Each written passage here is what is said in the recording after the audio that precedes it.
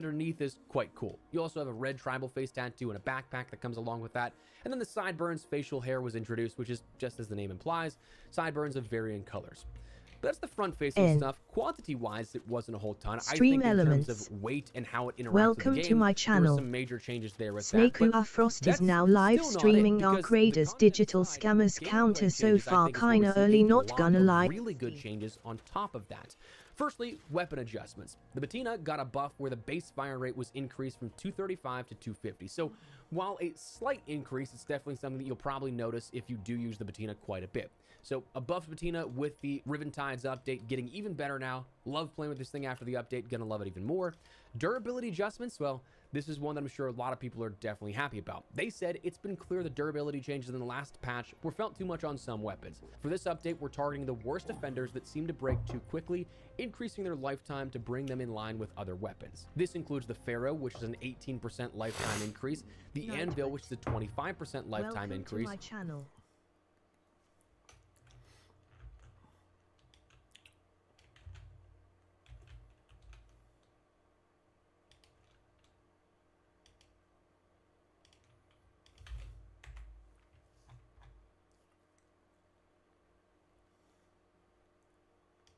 The Canto of an 18% increase.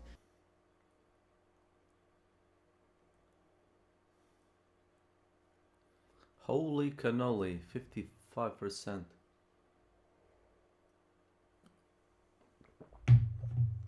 God damn it.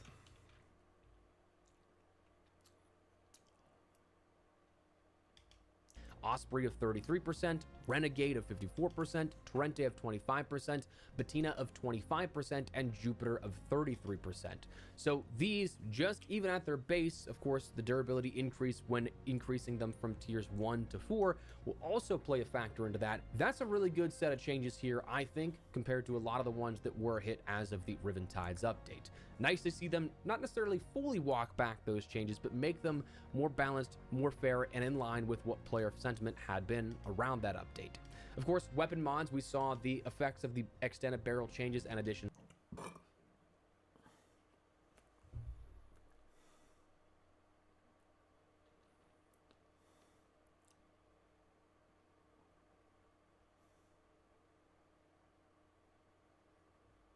There, but weapon mods can now affect aim down sight transition speed for scope weapons as well.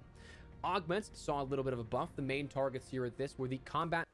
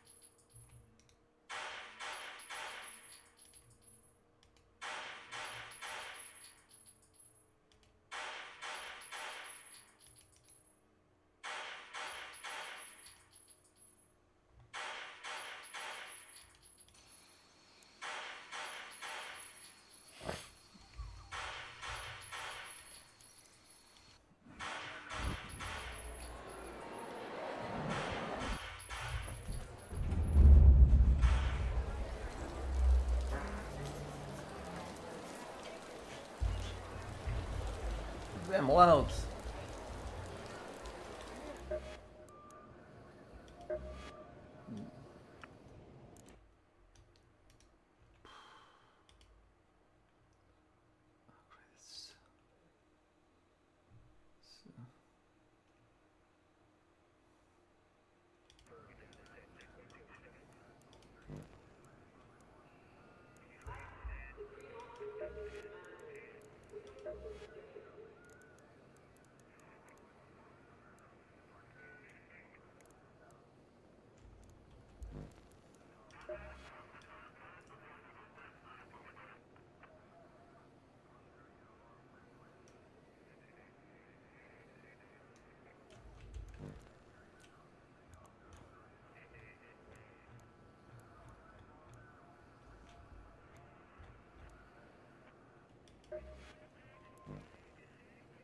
you've been hoarding supplies, now's the time to share. Or don't. Whatever.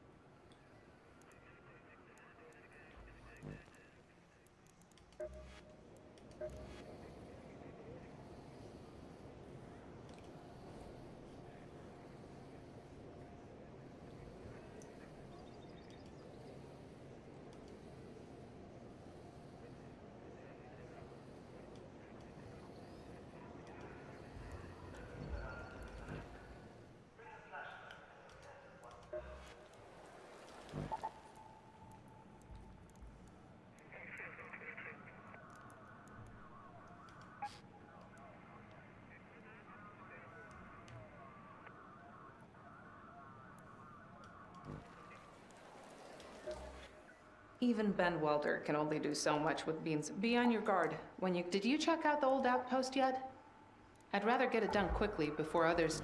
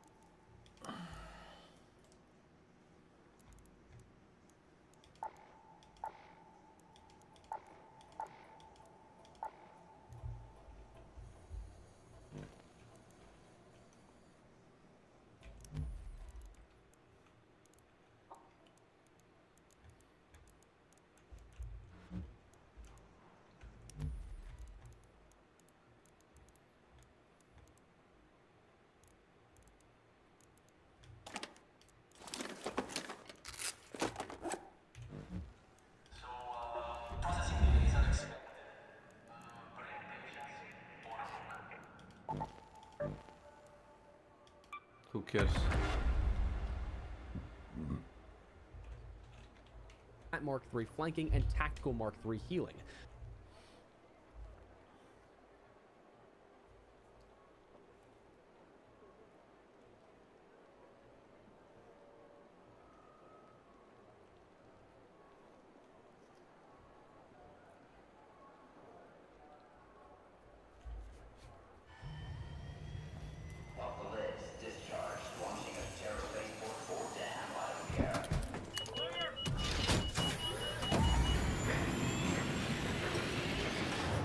Combat MK3 flanking.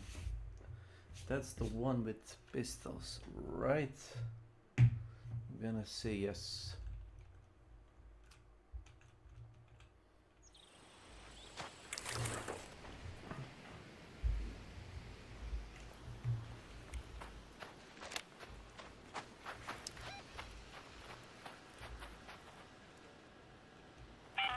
Let's move to that location. Attention all raiders. We've got confirmed reports of a harvester nearby. That means a queen should be present as well, so be on your guard and only engage it if you're prepared for the fight.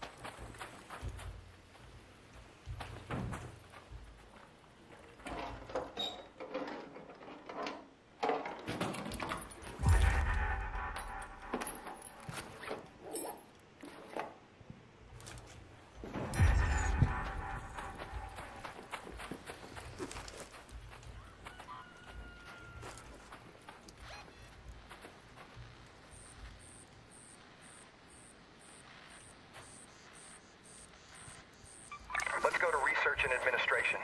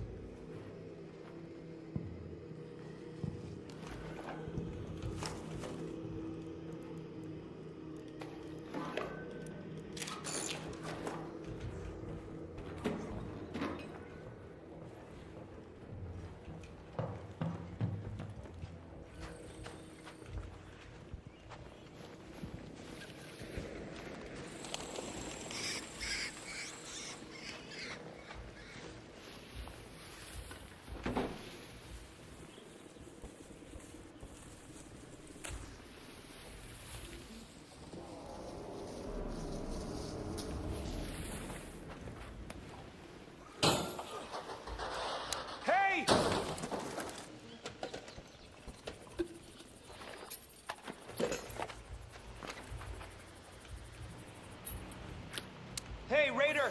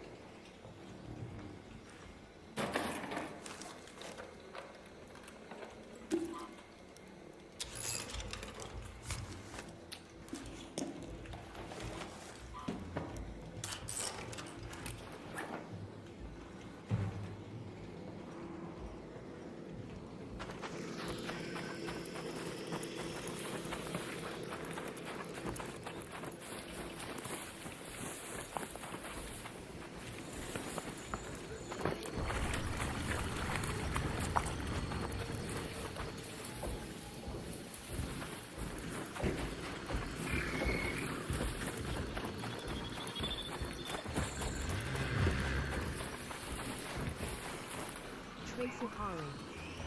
Welcome to my channel.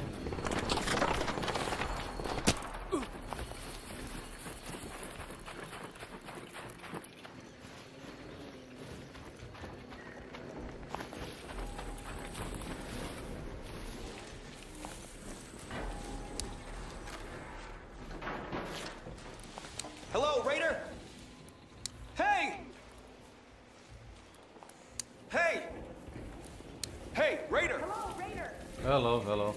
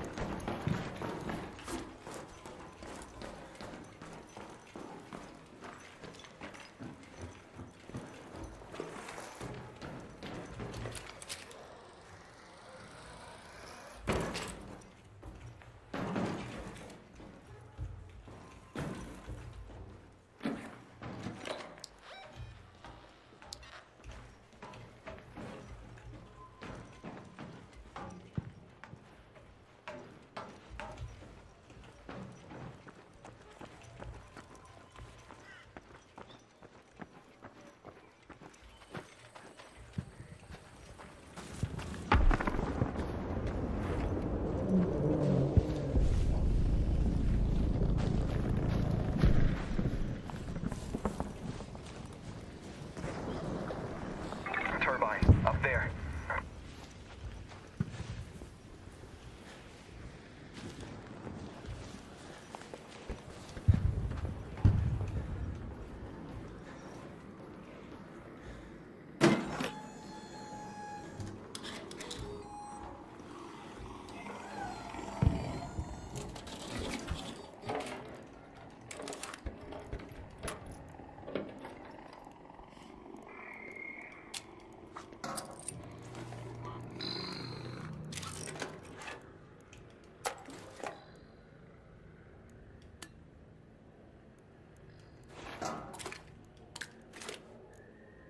Is this even a contest, I do wonder.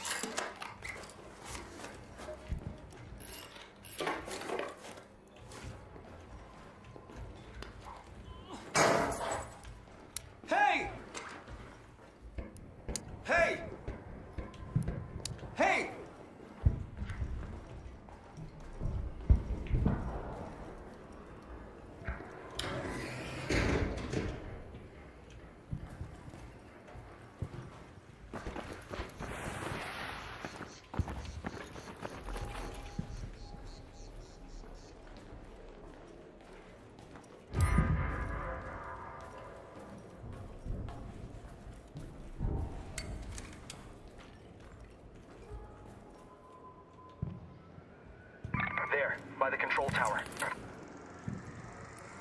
Hey! Hey, Raider! Hello.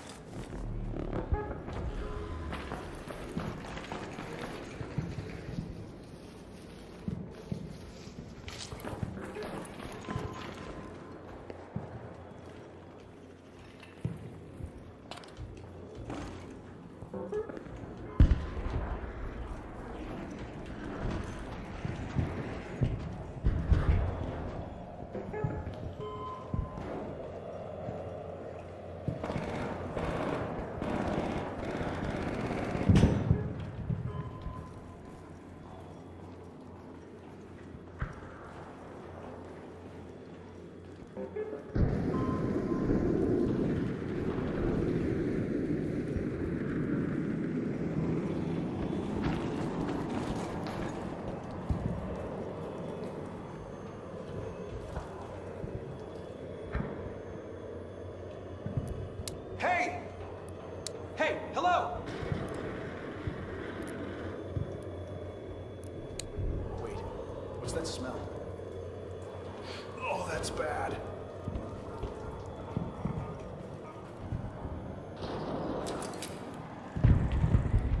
Hey there!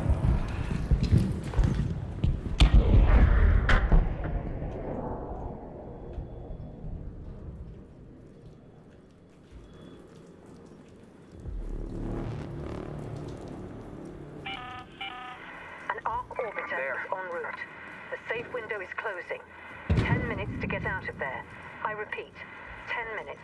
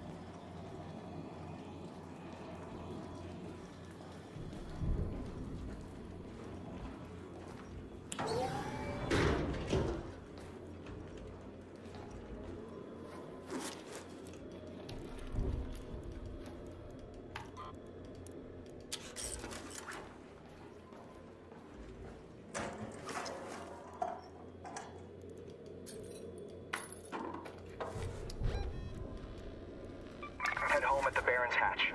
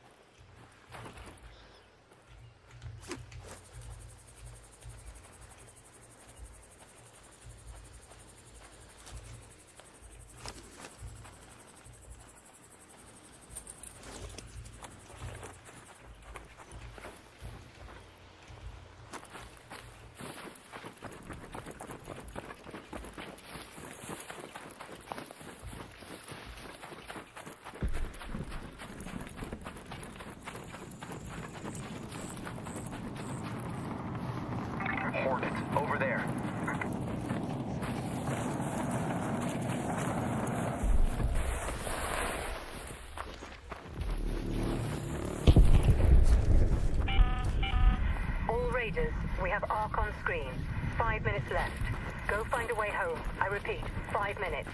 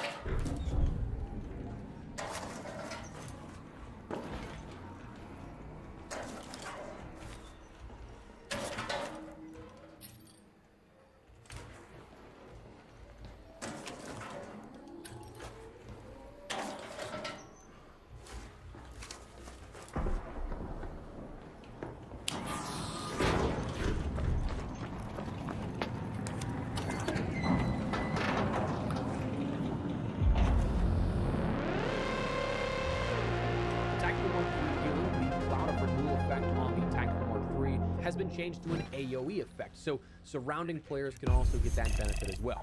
The Cloud of Renewal healing has been increased from 20 to 45, and the cooldown on that has been increased from 30 to 45 seconds, so offering a lot more in terms of the, well, as the name suggests, healing benefit compared to what it was beforehand.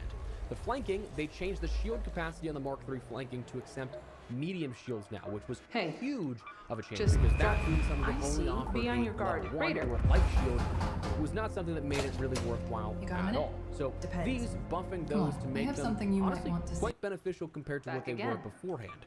And Bart gave a dev note that said, as mentioned in the patch notes for 1.26, we continue to focus our sights on underperforming augments. In this update, we're making the Tactical Mark III healing augment According to the files you saw, it all circles back to the domes again, huh? Augment.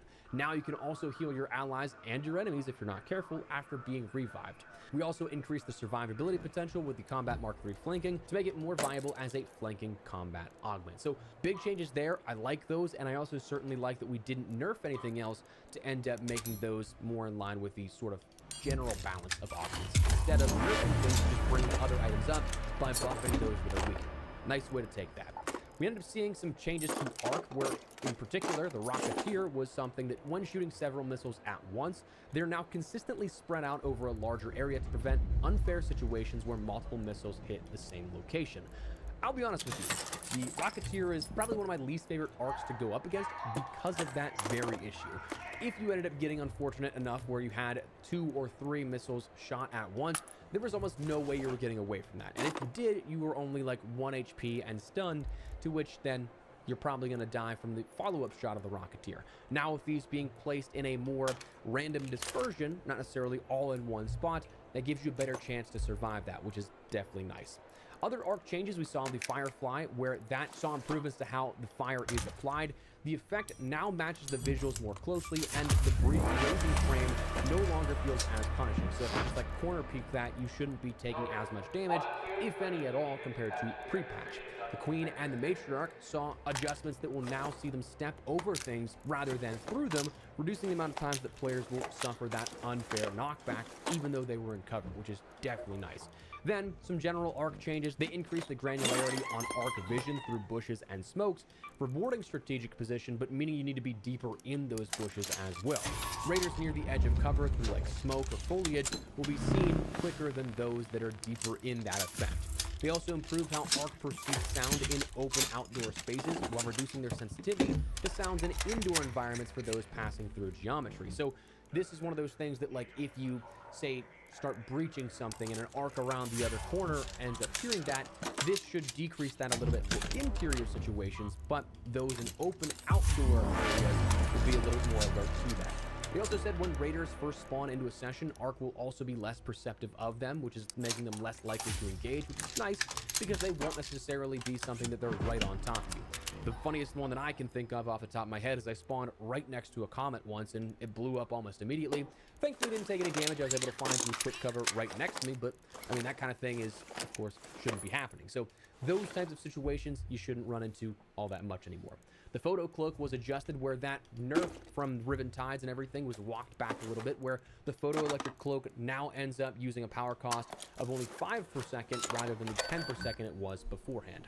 The end of round changes, we saw few things here where Raiders will now be able to see all squad members at the end of the round, whether extracted successfully or not. Interacting with a squad member's nameplate will display a range of social actions that can be taken, which include reporting, muting, blocking a player, and then players will also be able to immediately leave the squad in the tunnel sequence, so you don't have to wait until the very end and getting back into Speranza. Additional changes we saw that I think are consequential: audio. They've reduced how much sounds are lowered while taking damage. So when you end up being low health like that, it's not as muffled, it's not as muted, so you'll be able to have more alertness to your surroundings when it's really important to do so. They added a distinct sound when the Bastion or Bombardiers switches targets. They added comb filtering to footsteps and movement sounds to achieve clear perception of distance, elevation, and movement direction, and they improved binaural audio to make it a bit more easy to distinguish the height and elevation of sounds. Finally, the last thing we'll talk about that I think is kind of consequential other than height and elevation of sounds. Finally, the last audio to make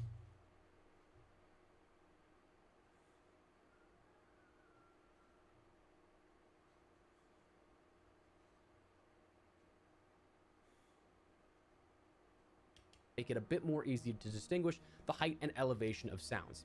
Finally, the last thing we'll talk about that I think is kind of consequential other than just listing off every single bullet point of the patch notes, which we'll see scrolling on screen here shortly, is that of the free loadout augment now has a better sell price of only 100 to now 660. So while not a huge change, if you are somebody that likes to use the free augments, it is something that will give you a bit more benefit to sell rather than, say, trading it in for a looting Mark 1 or something like that. I still personally think that trading it in for a regular augment over selling it is something that's better and more beneficial, but I mean, this gives you a little bit more sort of leaning. It's giving it a fighting chance, per se.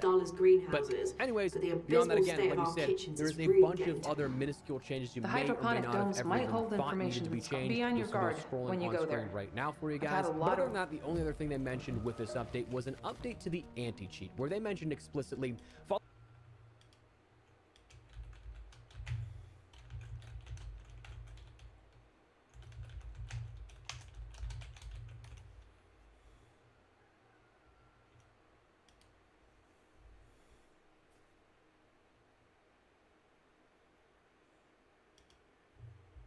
following a positive rollout in the finals, de novo anti-cheat will also come to Arc Raiders starting on May 19th, so today with the update. Initially to a limited player pool with plans to expand after close monitoring.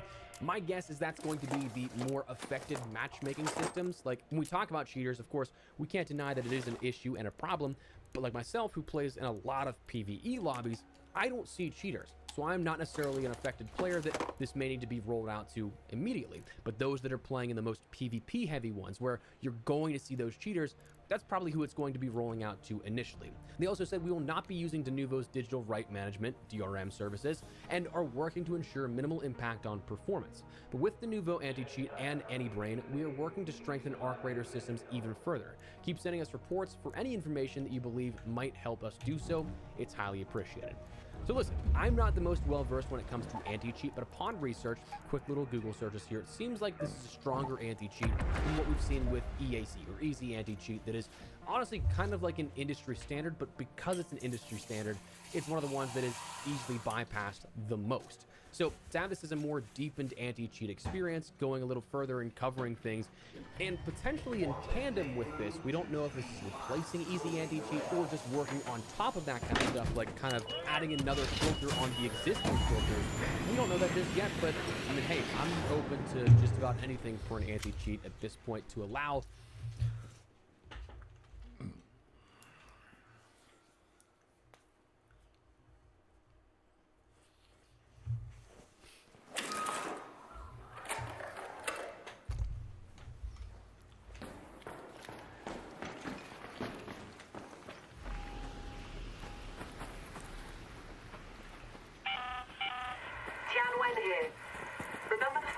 I asked you to get. I tell you to look out for planters, but you can probably just follow your nose.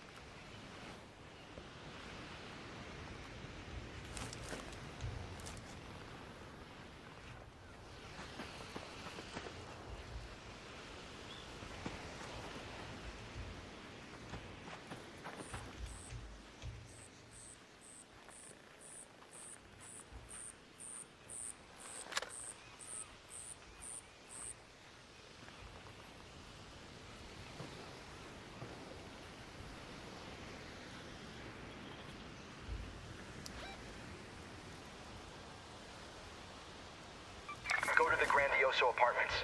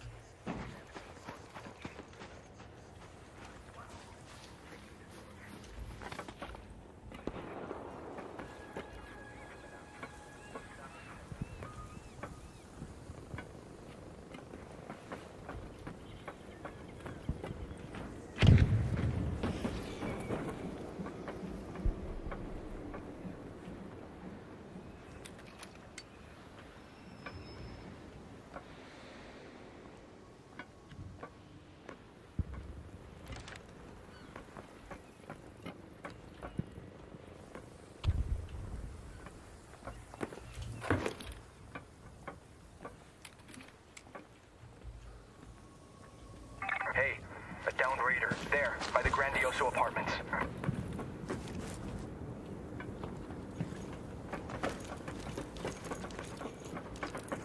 Hello, Raider! Hey, Raider! Yeah, somebody died on top of that building. Yeah.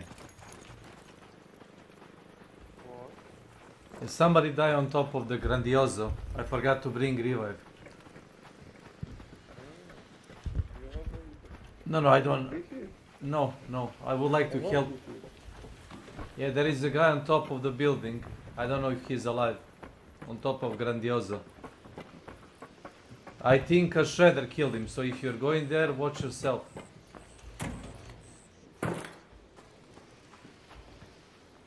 Hey! You, are you alive still? Hello! He might have quit out. He was on top of the building.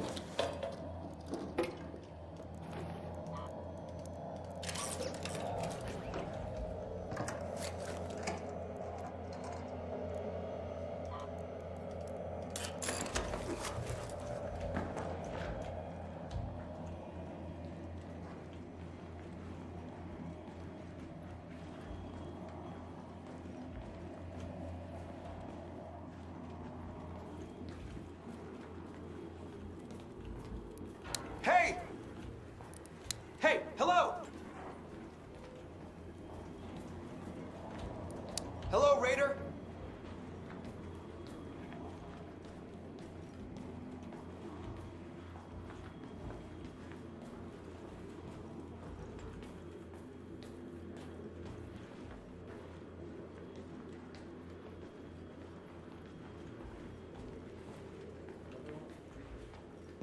No, I think he died. He most likely quit out.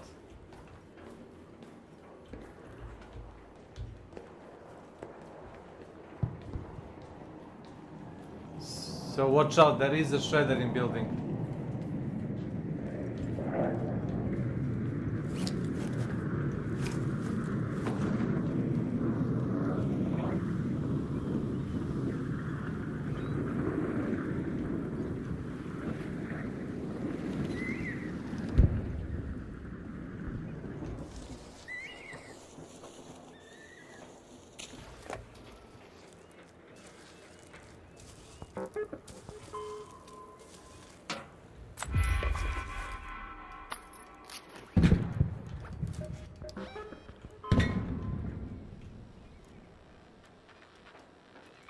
Go to that location.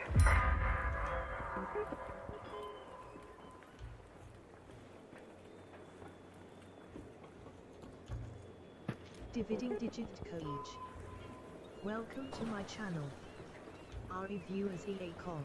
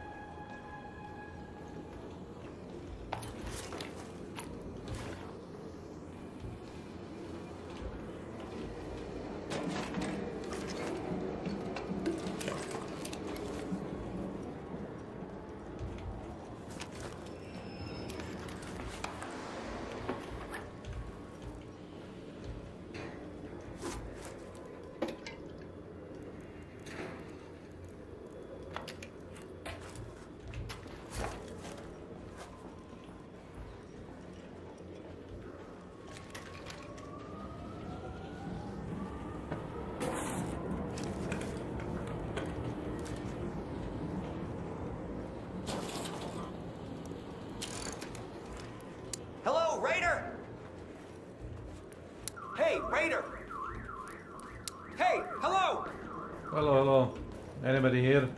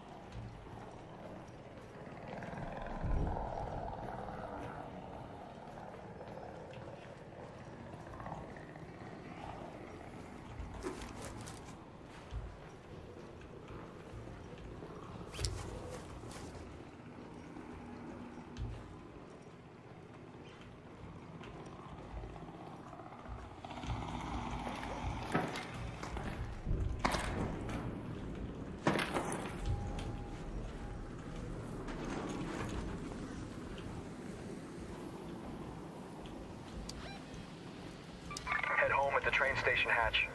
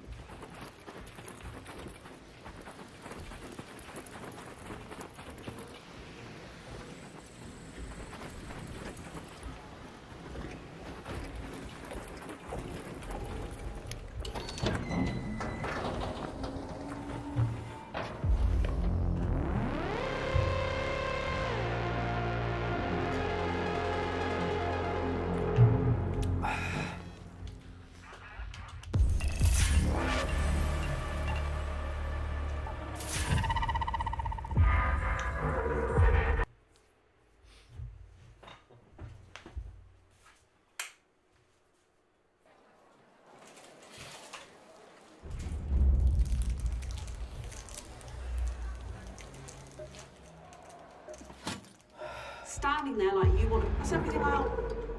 The hydroponic domes might hold information that's gone overlooked, if it hasn't been scavenged already.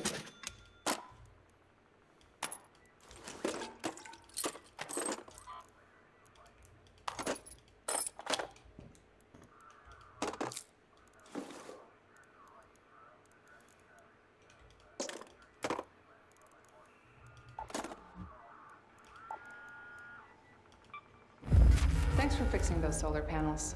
I was worried we'd lost all of them to the floods.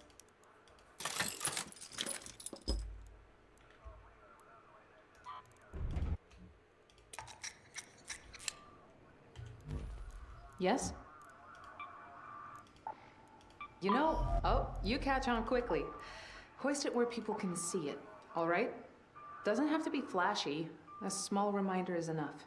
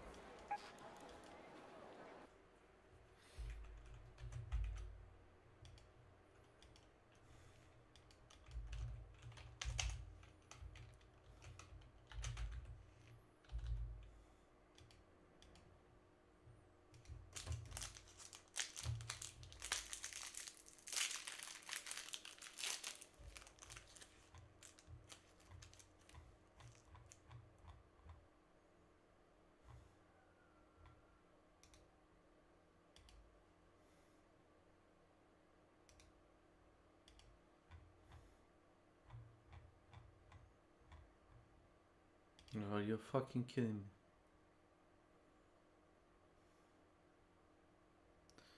Jesus Christ.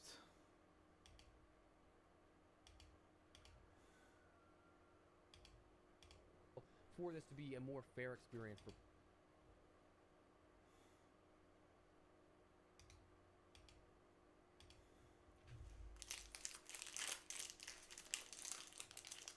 Alex Preddy, when he was shot, his hands were on the ground. He did not have a firearm in his hand. Border Patrol should not have been there. Border Patrol should be patrolling the border. I feel like our administration wanted this type of escalation. I don't think Renee Good deserved to be killed. We sometimes feel like they're waiting for one of us to be shot and killed. What did you think about the Alex Preddy shooting? That one was also particularly traumatic. Was Renee...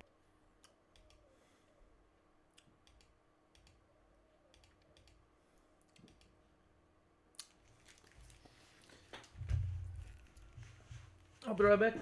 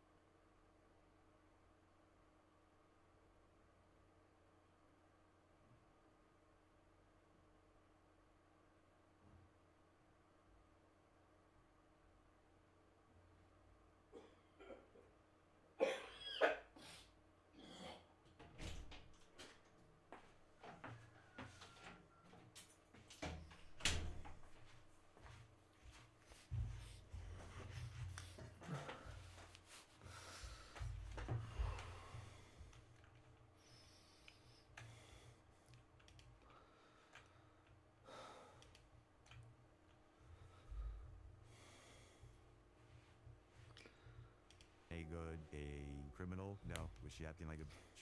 Yeah. How do you feel about the phrase ICE? I try not to take it personally. All your homophobia, cut your racism, cut your transphobia, cut your xenophobia.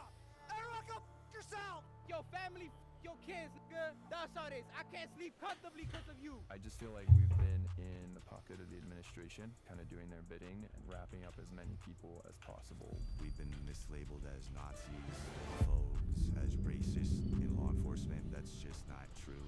They're doing exactly what the Gestapo did back in the Nazi regime. We are not deportation officers, and we are not people who go out and grab people, round them up, and then deport them. That is not what we do. Unnecessary violence has been happening since the Metro surges began, and HSI had to back up investigations of assaults against officers where there was no assault, and they started it. So you think there's a critical misunderstanding on behalf of the public as to what ICE actually is? I think so. We have child exploitation, which is a huge component of what we do. They're kidnapping kids, buying and selling kids, bribing officials, killing people, all for the purpose of exploiting underage kids. The internet has opened some doors for the world. Watching the Artemis mission live, coolest shit ever. Knowing that you can just jump on the internet and meet with a child and them terrible. Since Trump got into office, there's been 33% less federal agent hours spent pursuing child predators than there was beforehand. Have there been child exploitation cases that have been basically thrown out as a result of moving HSI manpower over to places like Minneapolis to enforce immigration? There have absolutely been leads that have been uninvestigated or closed out prematurely because we don't have the manpower or the priority to focus on them. The immigration enforcement and now our criminal enforcement, that's all merged. It makes our job a lot more difficult. It definitely feels like my purpose has been destroyed. I have no doubt that the American people have lost their faith in us. I have lost their faith in us. You got fired from ICE for something you said about Israel. What was the process like? No red flags were red. They didn't ask me about my side of events. They're just like, you're being terminated. Which is weird to me because being a cop from other agencies, usually IA is supposed to like take a sworn statement from you regardless whether or not you're being fired. Do you think race played a role in you actually getting fired and singled out? I'm pretty positive because I've seen officers commit actual misconduct on camera. I knew my girl was the one.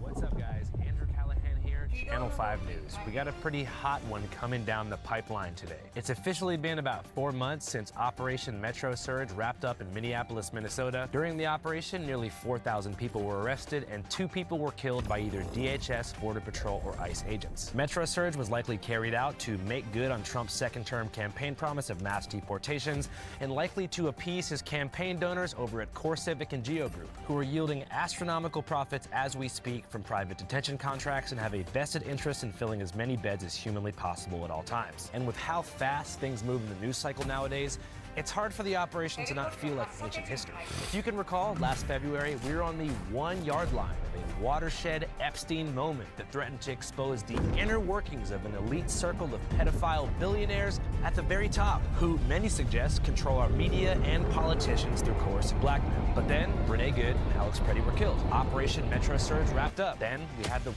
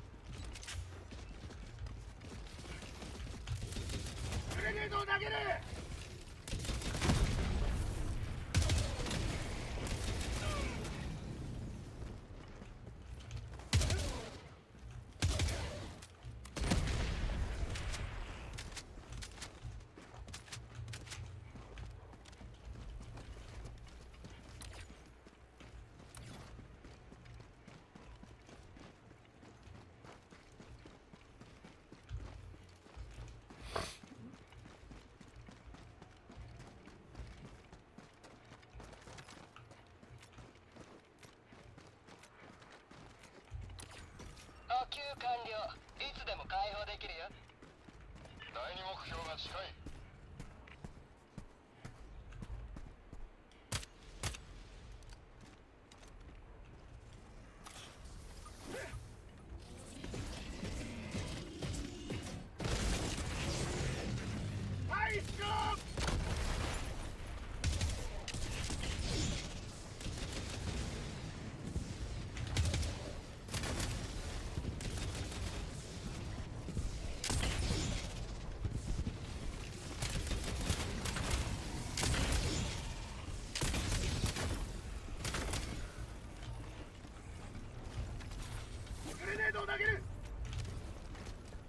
目標はここだ。いい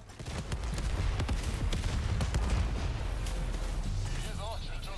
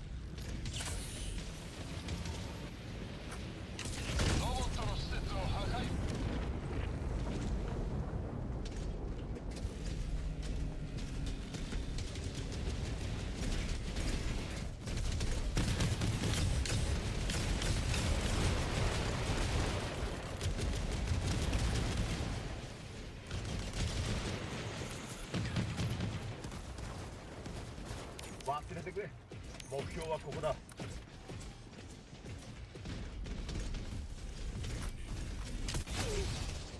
No.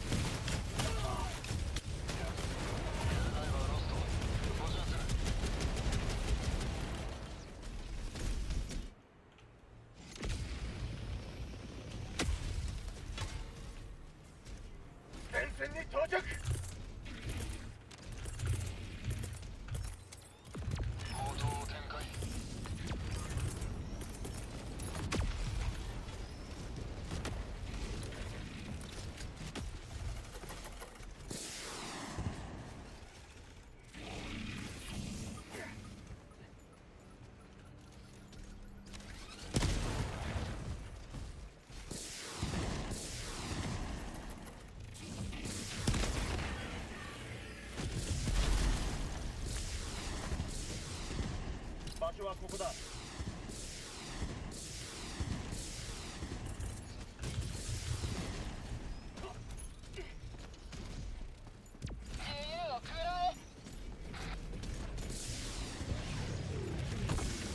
これが民主主義だ。テーブルは玉切れだ。すぐ戻る。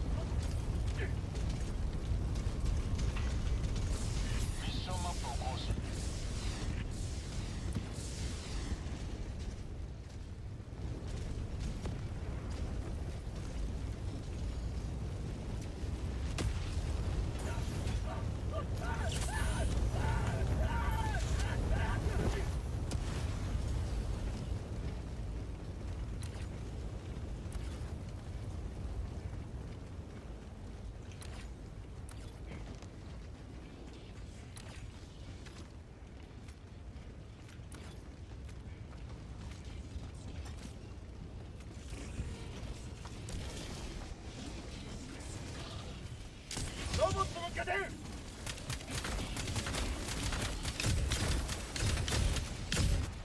自由の味を味わうがいい。スーパーアースの精鋭準備完了。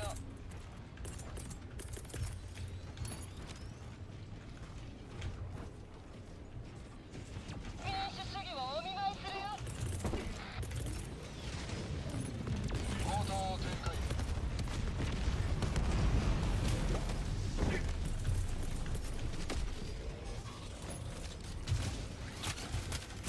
行動を展開。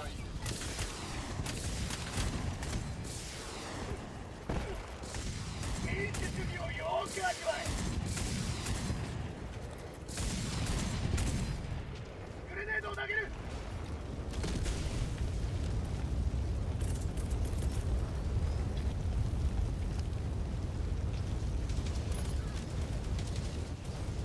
民主主義をお届けするよ。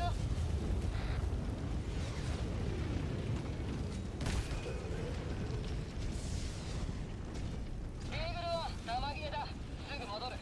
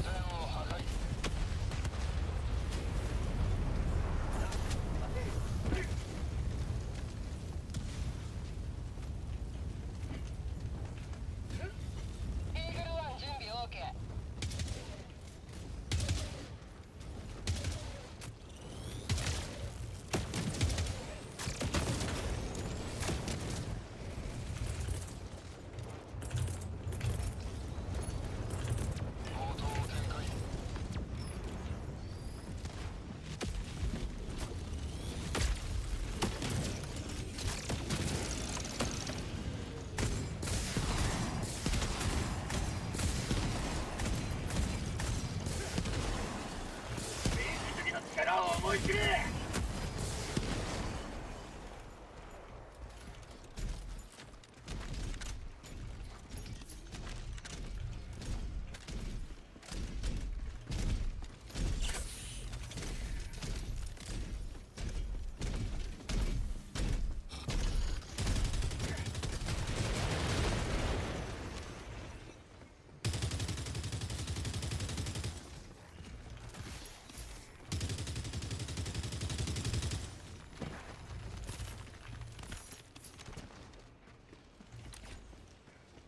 マップにマーク。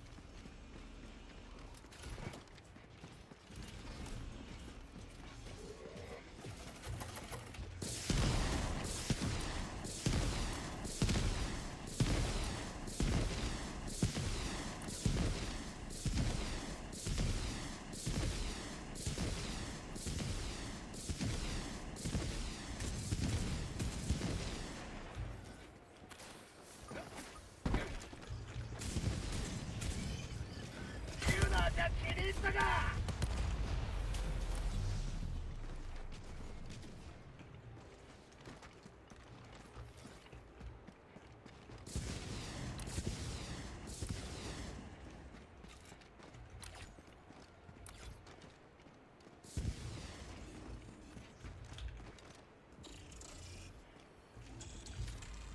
はいしろ。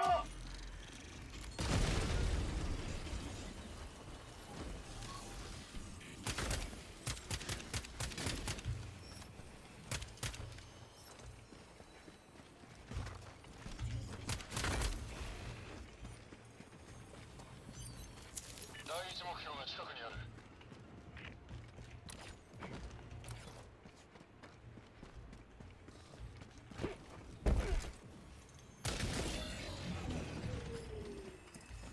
任務用戦略支援が使用可能。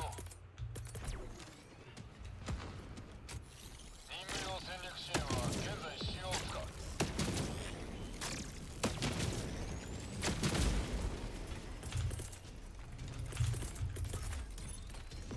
砲塔を展開。装備パッケージを展開。砲塔を展開。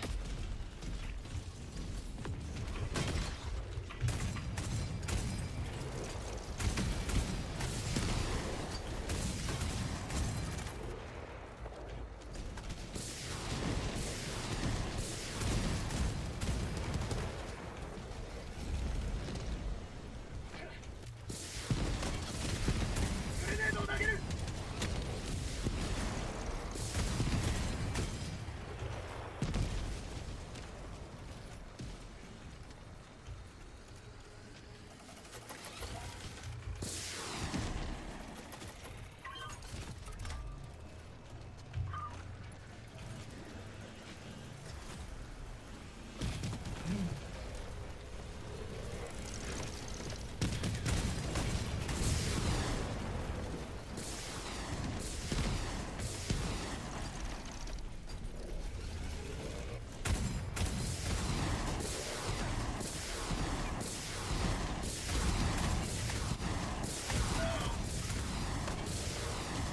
繁栄のために。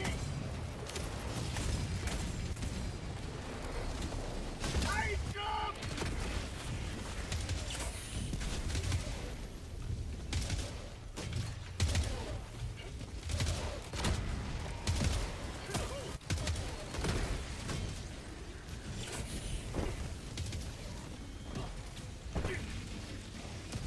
自由の味を味わうがいい。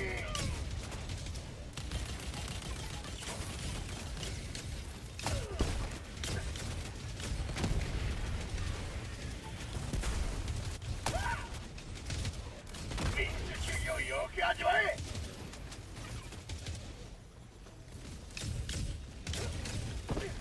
はいしろ。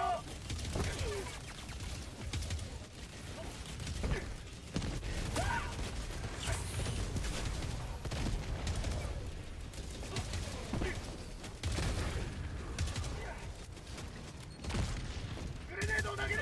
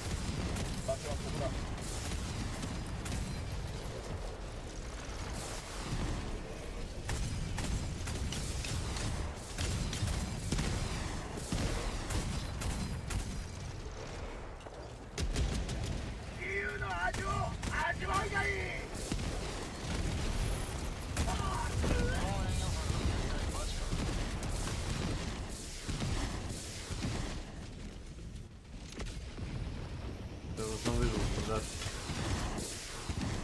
解放準備よし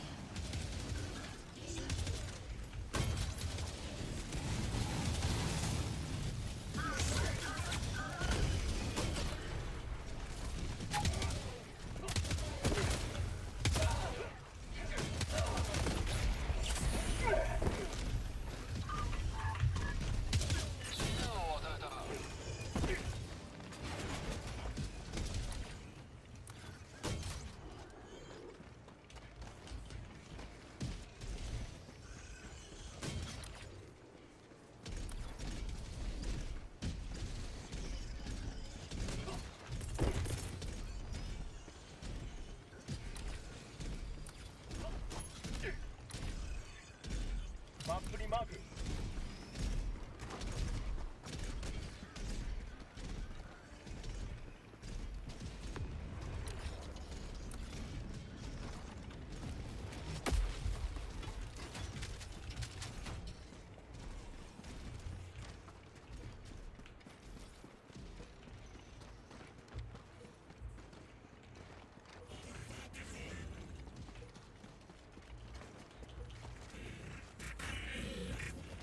Nice job!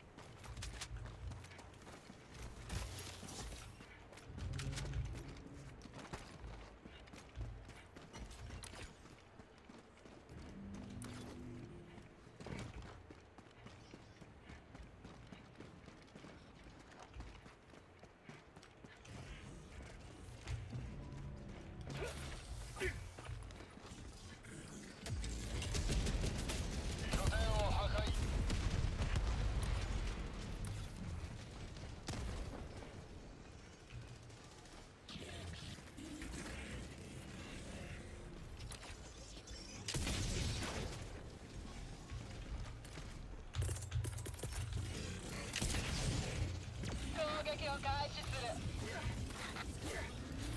自由の味を味わうがいい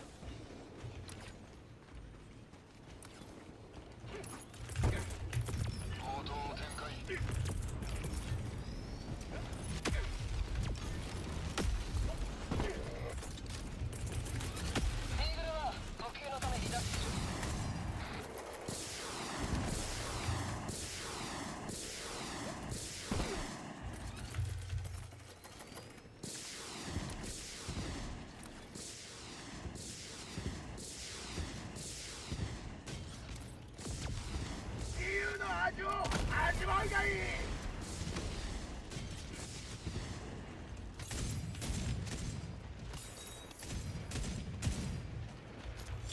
この程度どうってことない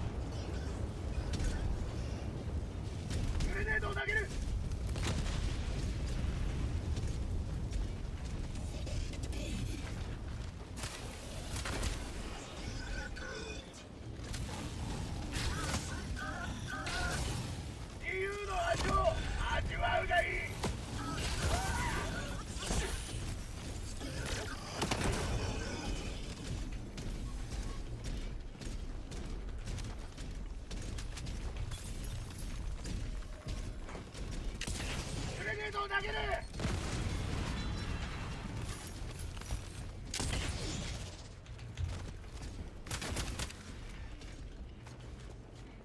こちらイーグルはいつでも行けるよ。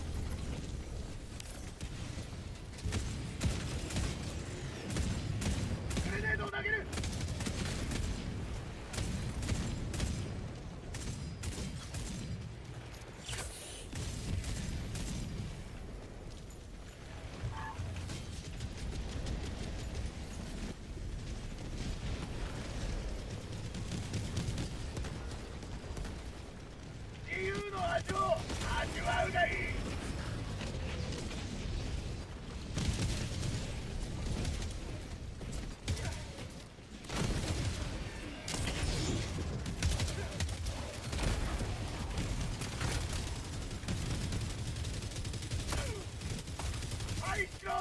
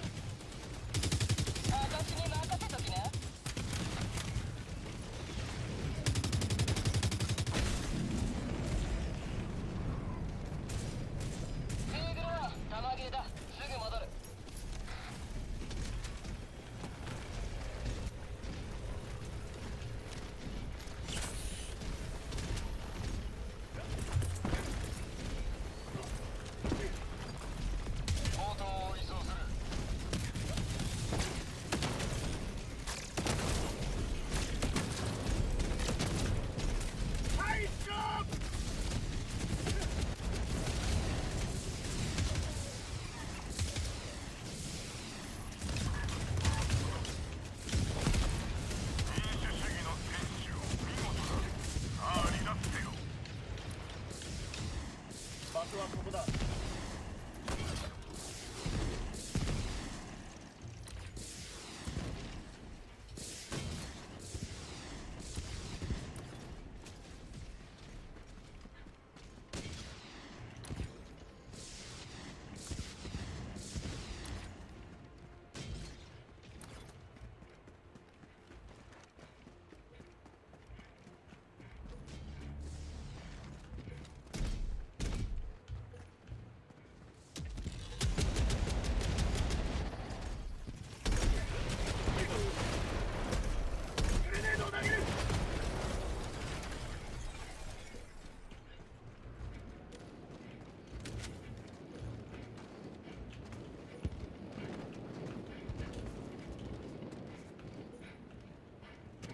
It's a bit heavy resistance, isn't it, gentlemen?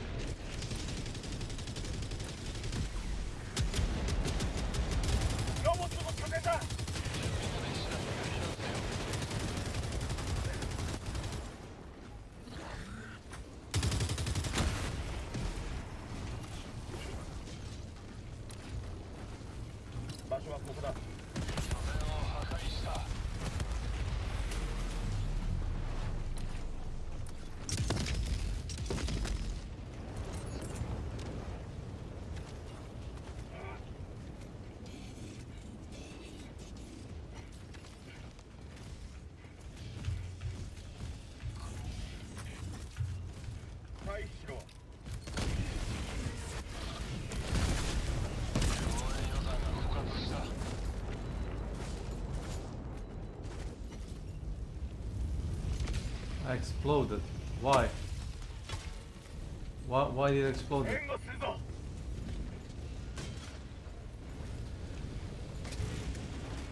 Oh no.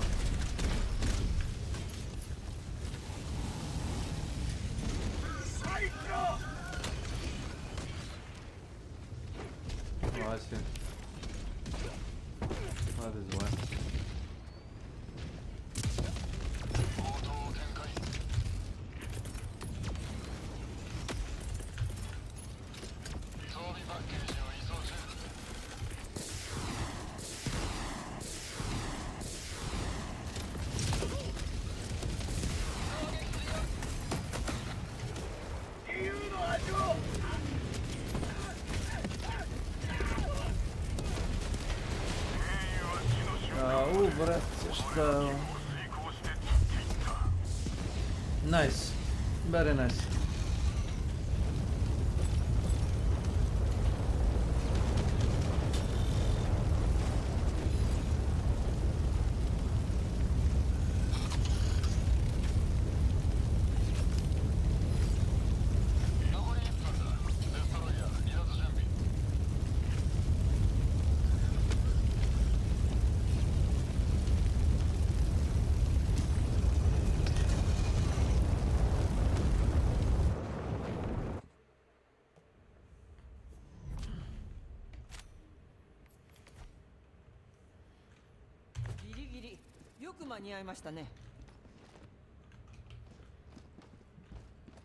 ヘルダイバー、時には技術者としてそれが修理できるかできないかを見極めないとならない。オートマトンについて言えば直しようがない。まっさらにしちまうほかないね。 Correct, woman.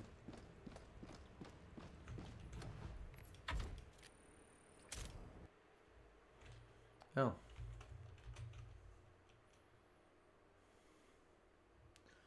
That's nice.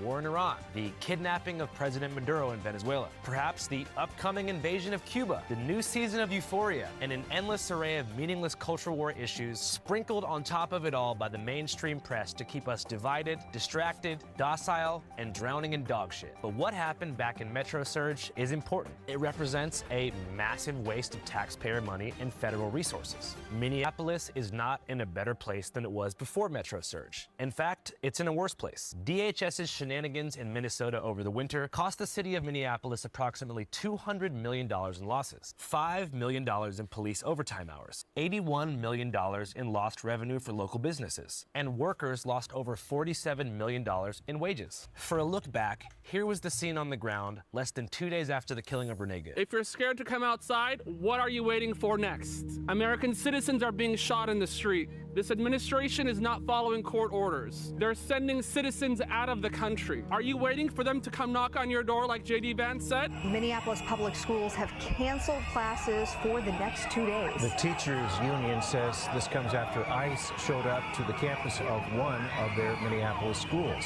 What else are you fucking waiting for? So throughout that operation, a lot of journalists who aren't me also did some fantastic interviews capturing the passionate perspective of protesters. And on the right-wing side of things, high-up government officials were also barking and making a lot of noise as well, especially Christino. Shout out to Brian. Bimbo's on top. But one perspective left out entirely is the perspective of the ICE agents themselves. From what I've been told, today's interview with 3 different agents is the first time that individual ICE agents who are masked in the field have gotten on camera to speak their minds since the operation concluded. I should note these interviews were only made possible because of the assistance of our buddy Carl, who you'll meet in a minute. Now, before proceeding, I just want to establish one important fact. There is no such thing as an ICE agent. So under DHS, there's lots of different agencies. ICE itself, Immigration and Customs Enforcement, is made up of Enforcement and Removal Operations, ERO. ICE is made up of ERO, which is Enforcement and Removal Operations. They handle the immigration and detention side of our agency. And then ICE is also made up of HSI, which is Homeland Security Investigations. So which department exactly are you employed by? I'm Homeland Security Investigations. And what sort of work do you guys do? I mentioned we have a really broad scope of federal statutes that we investigate. We are the investigative arm under DHS. ERO is responsible for enforcement and removal. They work a lot with other countries when red notices are issued and fugitives need to be found who don't have status, things like that. HSI has handled a lot of very famous cases in the last couple of years. The Sean Combs case, that was pretty famous. HSI has also been involved in the El Chapo and currently the President Maduro case out of Venezuela. What was internal dialogue like at HSI after the release of the redacted Epstein files? As law enforcement officers, we want to believe that the people who were investigating those looked at that stuff and did what they could. If I don't believe that, I don't know what to do. This must be a weird feeling. You're working for the government, then you see the government release these files that they had been gatekeeping for years, which seem to implicate a lot of connected, powerful people to pedophilia, which is the exact thing that you were fighting against, among other things. Did you feel betrayed? A little bit.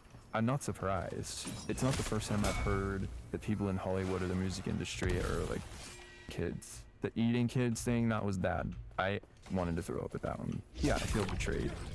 I feel like, why are we holding on to this? Why are we gatekeeping this? As I mentioned, these interviews were only possible because of my boy Carl. You guys want to meet Carl? I have fantastic news. Here he is. My name's Carl. I'm an investigative journalist. I've been labeled the Ice Whisperer by Wired. I didn't give myself that name, but I've been interviewing ICE agents for the past 2 months straight.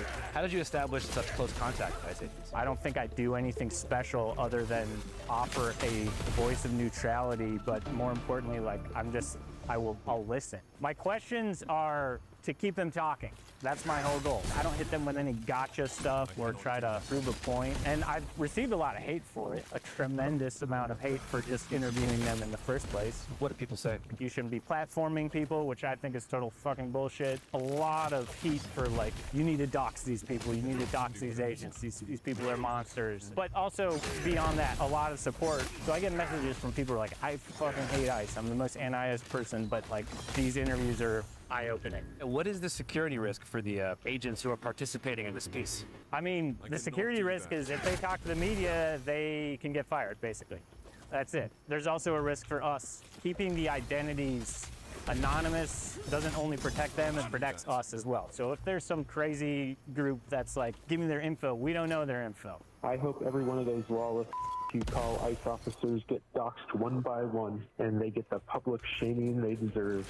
I do all my interviews through an encrypted texting app called Signal, which hopefully you guys can put up my info. Keep messaging me. It's going to be on screen. That's an end-to-end encrypted app. From that app, the interviews move to another app that's also end-to-end encrypted, but it is not a US-based company.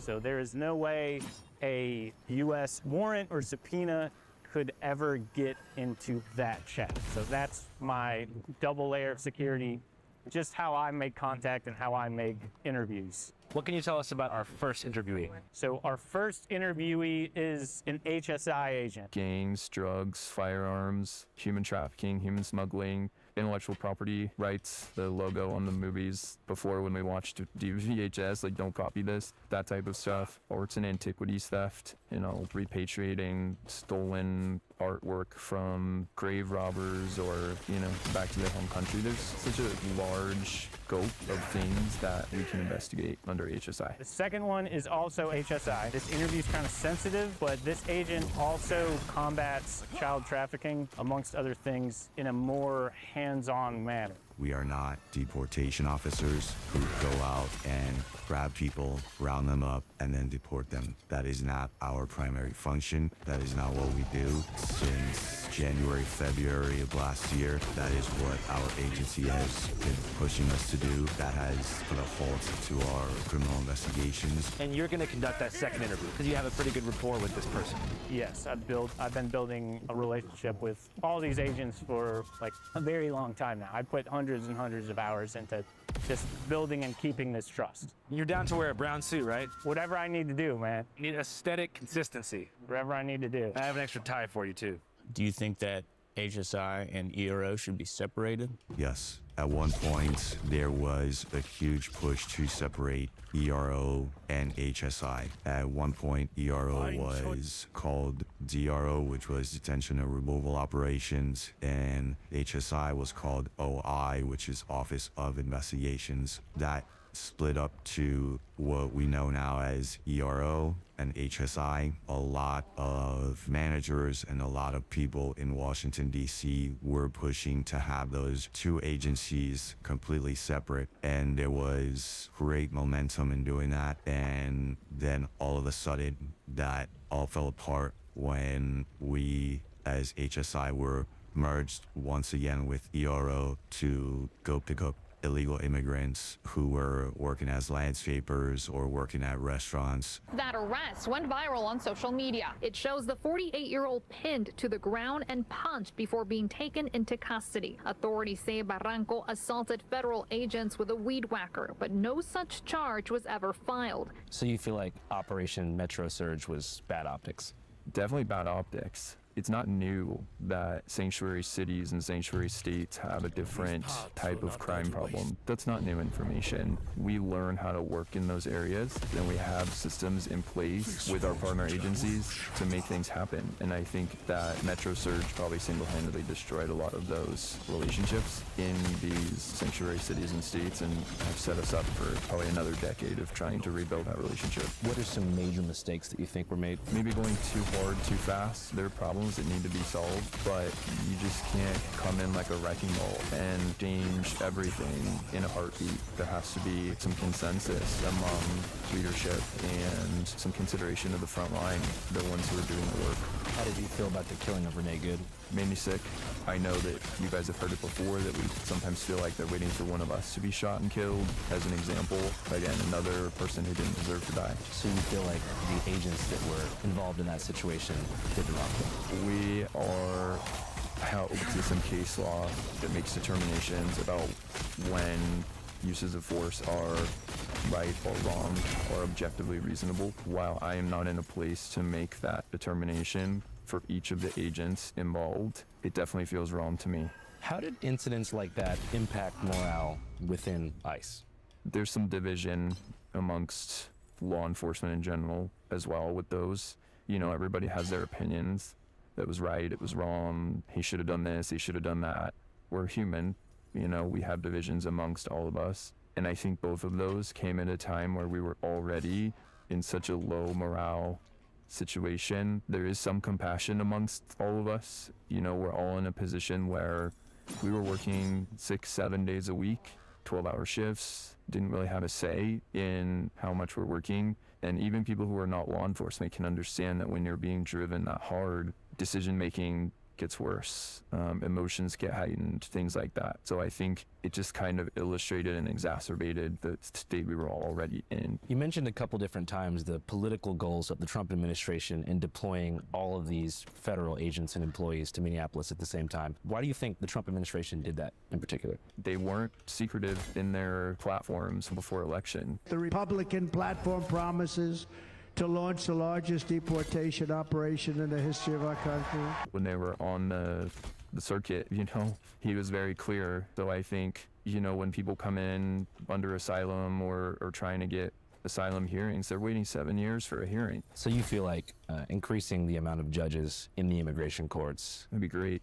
Expediting the asylum seeking process would have been a way to avoid this situation. Yeah, I think those would be great plans. I think our administration is just not thinking through the best way to tackle the problem and is just throwing resources in particular places and making a fool of us. So you feel like a lot of the showmanship of Operation Metro Surge was what caused public trust to be lost? Yeah, and I mean, Border Patrol is at the front of that. I don't think it turned out well. So you don't like Bovino?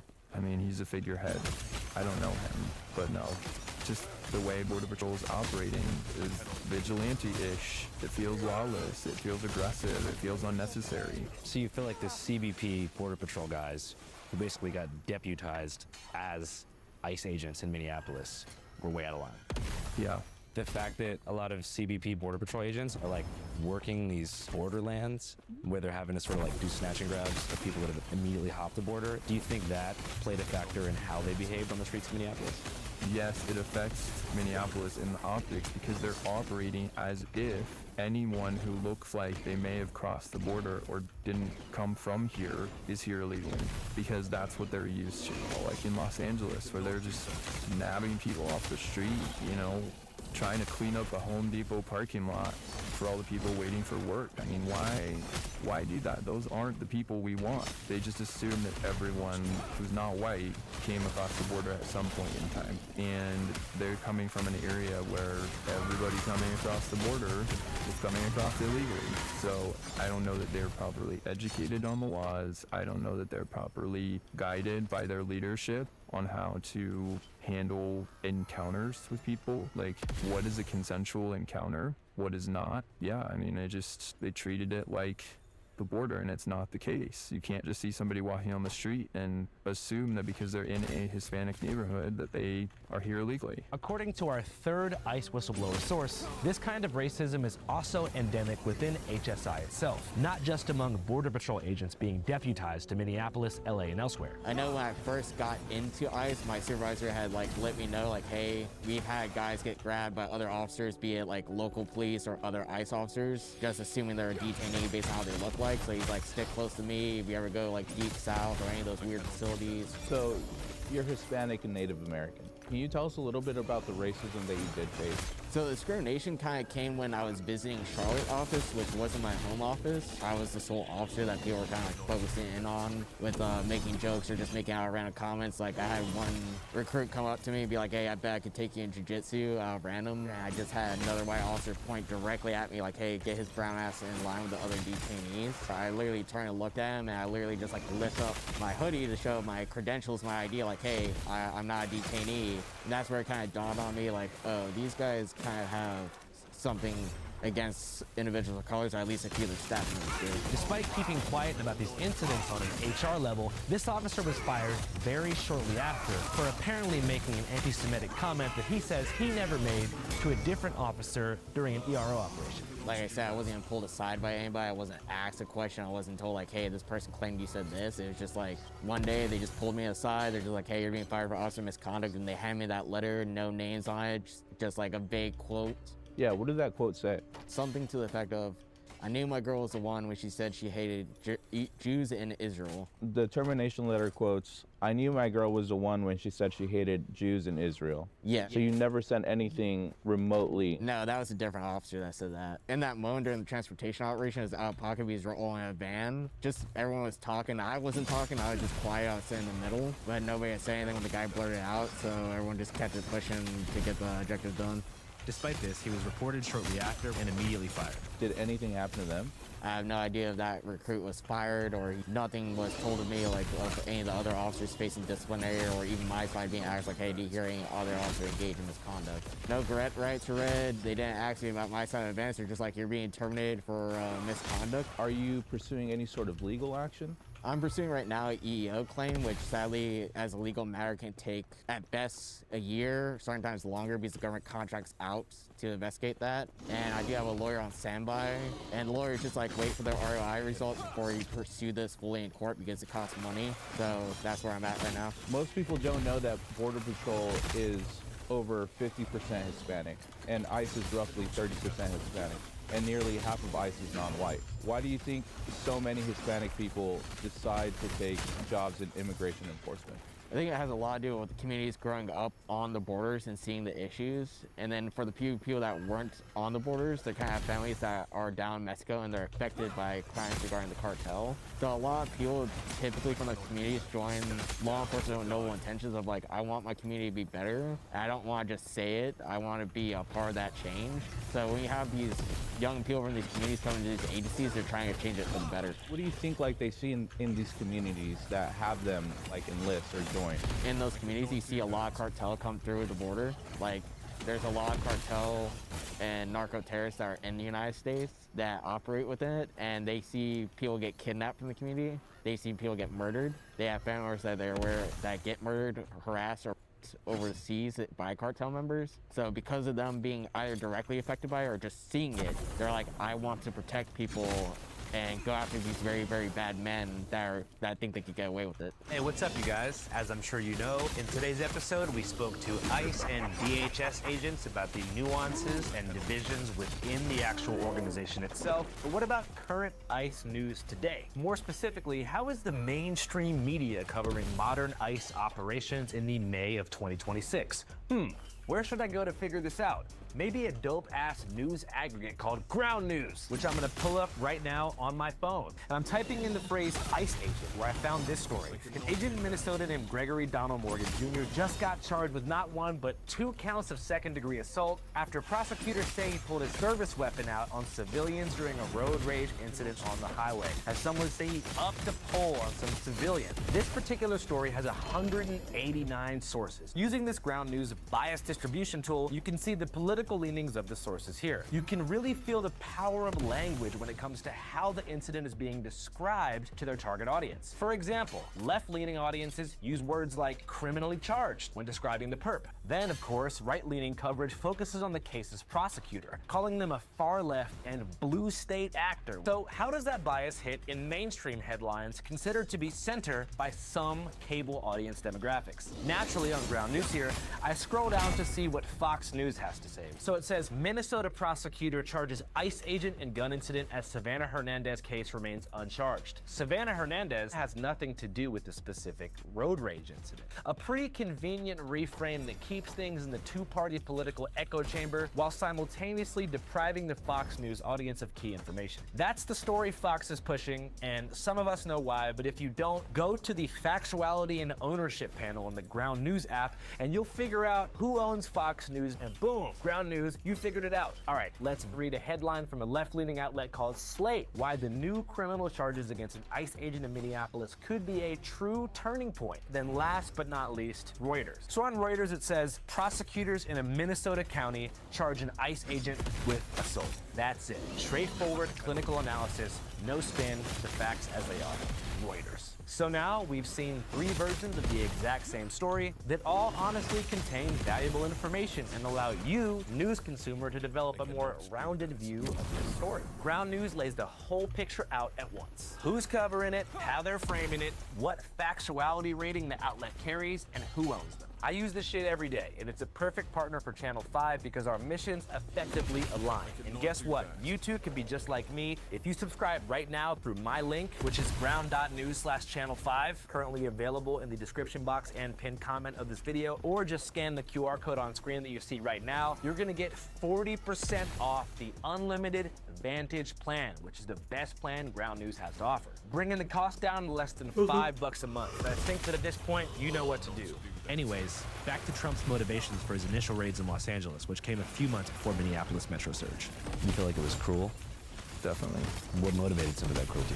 Oh, it felt petty and personal between Trump and Newsom. On the other hand, what do you think Trump's gripe was with Minneapolis and Minnesota to connect to the riots? Nick Shirley definitely made a fool out of him, or out of law enforcement in general, by highlighting all that fraud. And he just saw probably Tim Walz, his opponent, another petty nonsense, and look at this mess you're in, I'm gonna come clean it up for you. It feels very petty. I don't see righteous motives. Do you think it was public pressure from the protesters and the media that led to the metro surge ending? Probably. I would think that some leaders felt that pressure and got the top to agree to dial it back. We've had great success with this operation, and we're leaving Minnesota safer. So in a way, the protest aims were somewhat effective. I don't generally feel like protests do that much, but I think the visibility of all of it definitely helped move things along. One of the biggest things they need to take in mind is that immigration and the immigration politics are very nuanced. It's not black and white, and people need to find kind of a middle ground, because you have to have a key focus of safety for the community and how you let people in and out of this country. But you also can't let standards slip to where you start seeing these instances of officers using too much force, not understanding legal protocol. Was Renee Good a criminal? No. Was she acting like a bitch? Yeah. Was she blocking the street, antagonizing cops, chasing them, preventing them from doing their job? Sure. Should she have gone to jail? Sure. Should she have been whipped out of that car and probably beat the fuck out of? Sure. But there's so many different ways to skin that cat, and she could have been dealt with a lot differently.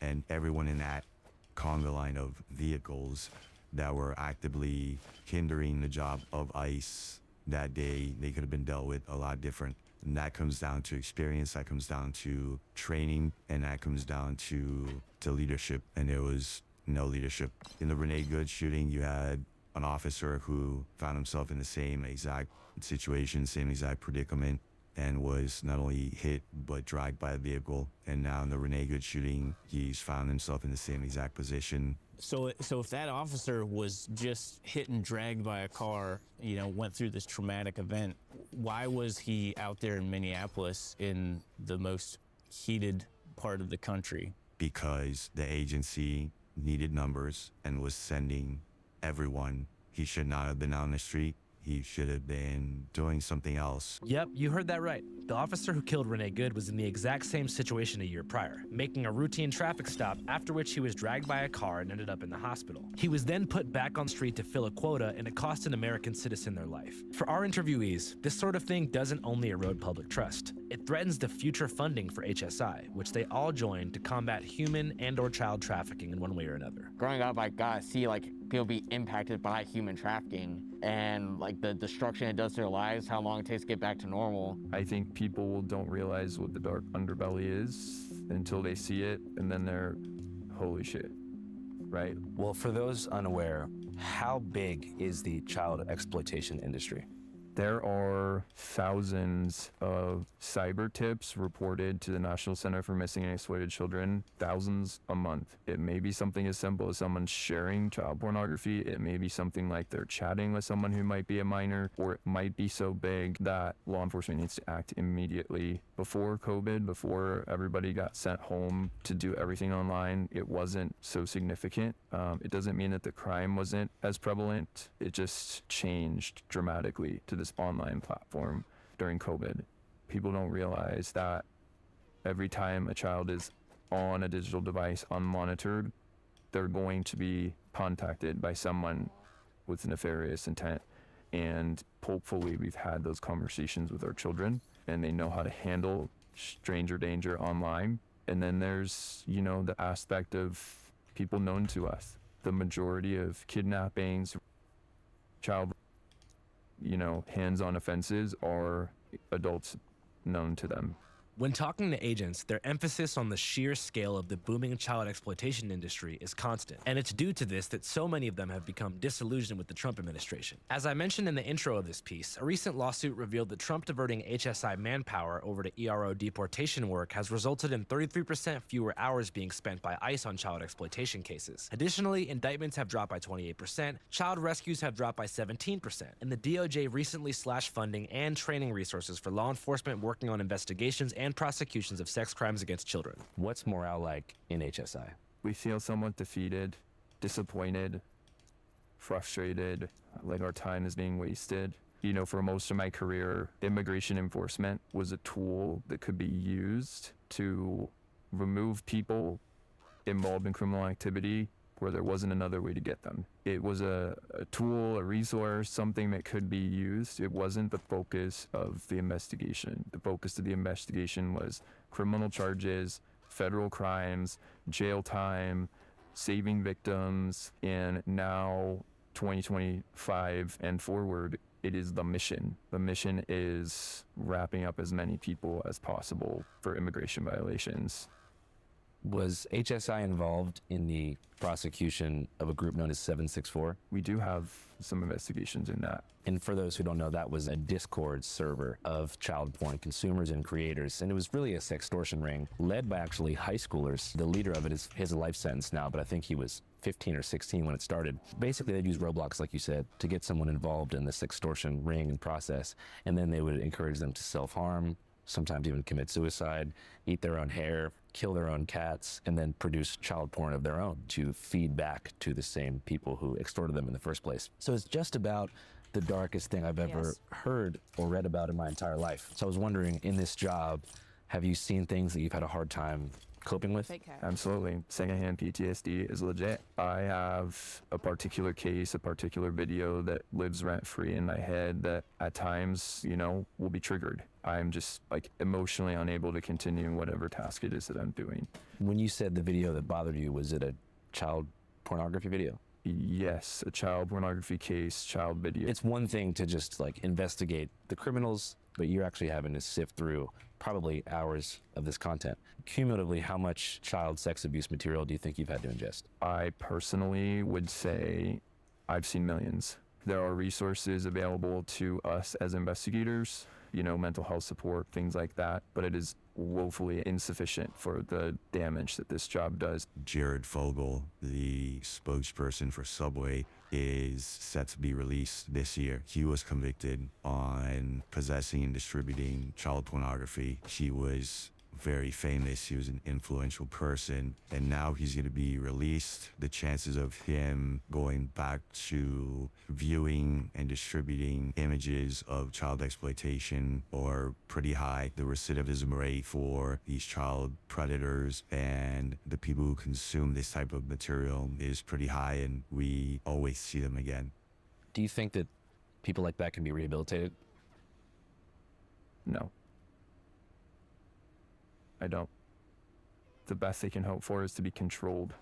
Are there any particular multiplayer video games or social media platforms that predators prefer to use? If it's there, they will use it. Obviously, the less monitoring that there is, the more they'll use it. Roblox being a huge one, Discord, Facebook, Instagram, Snapchat, all of those social medias are a risky place. And then they often will try to divert conversations to an encrypted platform like Signal, Kik, WhatsApp, things like that. So if you're seeing those things on a child's phone, it's a red flag immediately. And what is the usual process of approach? It depends. If it's, say, a teenage male, they will often create profiles that appear to be a cute female, high school age, strike up a relationship, prey on their raging teenage hormones, and get them to send something that's inappropriate. And maybe the intent is just for sextortion. They're just trying to get money and not necessarily child porn. But then you have the ones coming after the females who are going to speak to their need for validation, tell them that they're beautiful, or start a relationship that way. But with all offenders, you know, grooming is what happens. It's the same.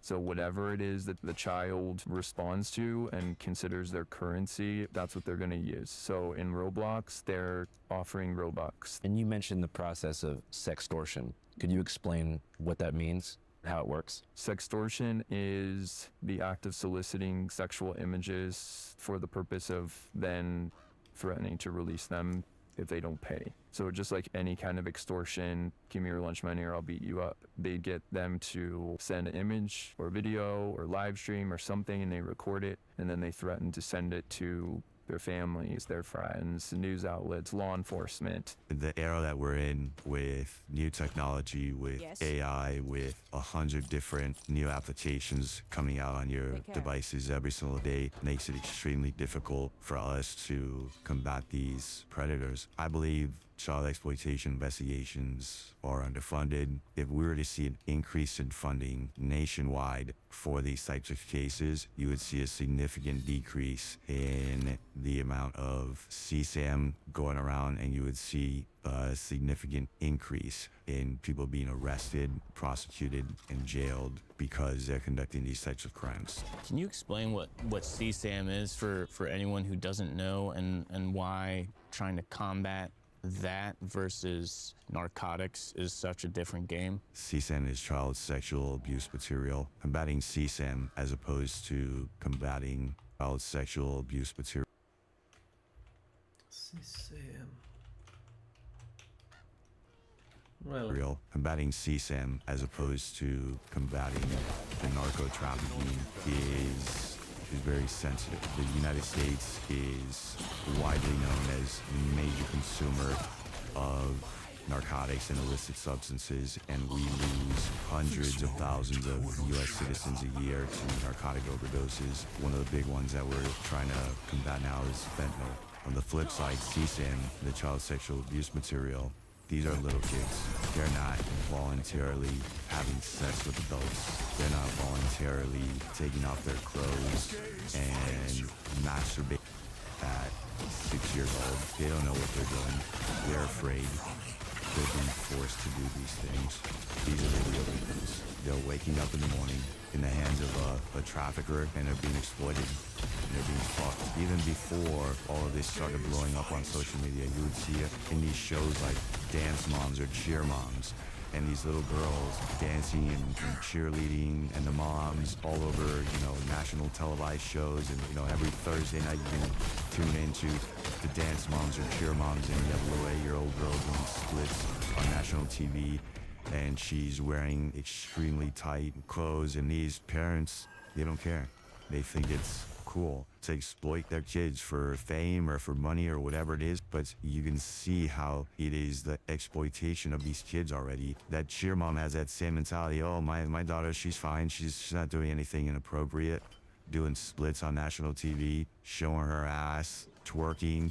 Millions of people watching this. It's the same concept now as the guy in his house asking, you know, Girl Scouts to pose for child erotica type pictures in their bikinis and showing their Girl Scout cookies. And as long as they're not showing their vagina, they're good to go, but their Girl Scout cookies are covering their nipples. So you think child exploitation has become basically a part of American pop culture?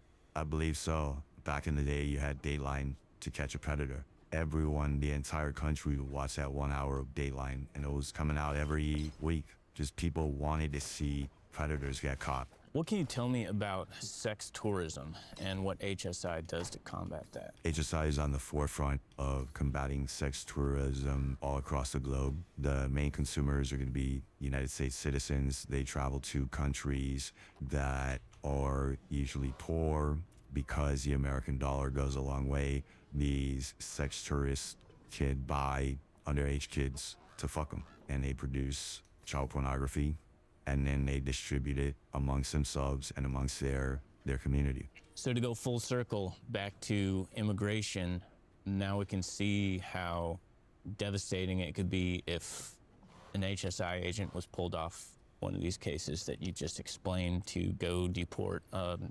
non-violent criminal. Do you have any colleagues who've quit? Yes. I have colleagues who have changed agencies. I have colleagues who've quit altogether. Have you considered quitting? I have. I stay here in this job and keep doing my job because someone has to do it. When this particular pendulum swings back, there has to be good agents, good AUSAs, good whatever left to do the work. I have considered quitting multiple times. However, I am extremely passionate about protecting our children. And after all of this, do you ever regret joining? Same answer I gave when I left my police department. I never regret being in law enforcement because I've been blessed to actually help save lives. I've handled child abuse cases. I've gotten very bad people off the street. And that's kind of the goal as a police officer, is really getting bad people off the streets that harm our community. So I will never regret joining it because at the end of the day, I help people be where they are today. And if it wasn't for me, they might not even be here still. And you joined ICE because of the Shadow Wolves. So can you tell me a little bit about what that is? Shadow Wolves for a long time was a component of HSI, but they weren't 1811s when they started out. They were ATL1s. So for those who don't know, the Shadow Wolves are a Department of Homeland Security and I guess ICE who work on the U.S.-Mexico border, particularly the Tohono O'odham Reservation, which borders the U.S. and Mexico. And they use ancient pre-colonial tribal tracking techniques to stalk mostly narcos through the Sonora Desert and arrest them. Mostly human traffickers. Shadow Wolves are an all-native special sector of ICE that combats human trafficking on reservations and borderlands. So the Shadow Wolves primarily work the border where it connects to the reservations. So having Native Americans work the res, you have someone that is familiar with the community. They might not give you as much grip as they would an outsider because they kind of know you. And then you have the elements of understanding the local language and the land. You're always going to have a home field advantage working in your hometown versus somebody that's never been in your hometown because you know the little shortcuts. So that's kind of the idea behind why you'll have a preference towards hiring Native Americans for that unit, is that if you're working on the reservation, you're able to do some amount of effective work when it comes to drug trafficking, human trafficking, weapons trafficking. In the reservations, there's a lot of issues. It is a hot pot when you go down that road. You have issues regarding law enforcement and the fact that they never always handle case well. You also have the factor of how the government set it up for the FBI and other federal agencies where legal powers of jurisdiction comes into play so heavily, of whether or not FBI can investigate, or if the death isn't ruled a homicide, if it rules natural causes from the elements, if it goes to the U.S. Marshals. Because the U.S. Marshals just started their program where they help assist with murder or missing individuals because they can cross the federal and state lines on the reservation into another state. Also, the reservation tribe leaders, where the tribe leaders are corrupt and they kind of don't want to admit where they kind of have their own people playing an issue, because when it comes to child abuse, sex trafficking, much like the Tim Brown Foundation had talked about, a lot of the offenders are typically family members or people know within the community. As much as it's sad to say, a lot of times a child-based sex offender is someone that you know. Did your heritage play a part in your decision to join ICE? Yes, Yaqui tribe plays a role in the Shadow Wolves and the element of ICE because of the reservation's location to the border. There's a huge cartel presence on reservations, particularly here in Arizona, but also up in Montana. Yes, of course, that, the cartel, that's where a lot of this trafficking comes from, but this has been reported before. Human trafficking and child exploitation amongst like native women is a huge issue. Human trafficking of Native women is one of the most unreported cases in the country. You know why that is? I think a lot of it has to do with, the community doesn't really trust law enforcement in the United States government, which you can't really blame them because you have a lot of abuse, racism, and mistreatment throughout the years by the government towards them. But then you also have the element of, much like the Tim Brown Foundation talked about, certain types of offenders are people that you know in the community, and having that hard conversation of looking at people where people don't want to have that hard conversation and be like, hey, certain times the people that are trafficking these women and children within this community are people that we know within the tribe themselves. So I think that also plays a role in why it's not as reported, because you'll have tribal members that are the criminals that don't want that information to get out, so they'll try to suppress it by kind of playing the game of messing with the politics, of where they'll target the tribal leaders and go after them. In your original interview with Carl, you mentioned that the government is a rite of passage for Native people, a way off the reservation, a path to leadership. Can you explain that a little bit more? So usually every tribe is different, but for a lot of tribes to kind of get to that chief role or a leadership role, you have to meet certain objectives that your tribe sets out in order for you to get to those spots. So a lot of tribal members usually go into the military, not usually law enforcement, but law enforcement, you do have us there. And in the military, it gives you that life experience. You're able to complete a certain amount of the tasks that your tribe has set out for you. It is a way off the reservation, because a lot of times you're so poor and there's not a lot of resources easily close to the reservation that you're usually stuck there if you don't take the opportunity for the government to get off. And is there other ways to accomplish that same amount of rite of passage? When there's a will, there's a way. It's just harder because the resources aren't entirely there, and based on where your reservation is, it can be even harder reaching outside of it to find jobs and work the areas you need to work on. Again, a big theme of this trip is that we're learning what ICE really is and what ICE does, and that's a perfect example. ICE has an all Native American, anti-human trafficking group that's using ancient tracking techniques to take down the bad guys. That's pretty fucking cool. I see this piece as being pretty much totally nonpartisan, because whether you're a close the border, stop the immigration guy, or if you're a no one's illegal on stolen land guy, it's beneficial to everybody to understand exactly what ICE is, how the departments are divided, and what they do. No matter what side you're on, if you're the most fuck ICE person ever, if you're the most pro-law enforcement person ever, very important that we understand what we're talking about before we take such strong opinions. Channel 5 live worldwide, Hollywood and Vine. Fuck the authority, Channel 5 News. Channel 55. We don't fuck with custers. And 5 is the best number. I cannot do that.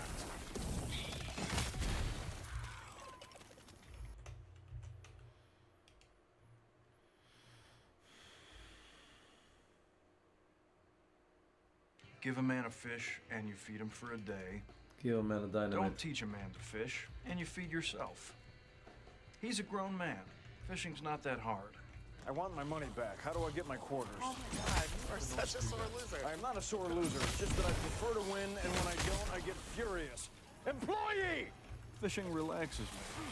It's like yoga, except I still get to kill something. On my deathbed, my final wish is to have my ex-wives rush to my side so I can use my dying breath to tell them both to go to hell one last time. There's only one thing I hate more than lying. Skim milk. I just want to survive. Gin and tonic, please.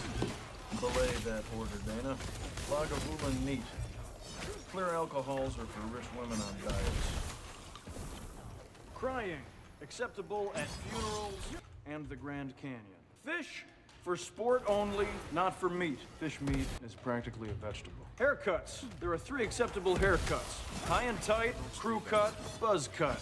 Are the scissors broken in your house, son? Normally, if given a choice between doing something and nothing, I'd choose to do nothing. But I will do something if it helps someone else do nothing. I'd work all night if it meant nothing got done. And I'll have the number 8. That's a party platter. It serves 12 people. I know what I'm about, son. I don't like loud noises if it's to do nothing. Tight, crew cut, buzz cut. Are the scissors broken in your house, son? Normally, if given a choice between doing something and nothing, I'd choose to do nothing. But I will do something if it helps someone else do nothing. I'd work all night if it meant nothing got done. And I'll have the number 8. That's a party platter. It serves 12 people. I know what I'm about, son.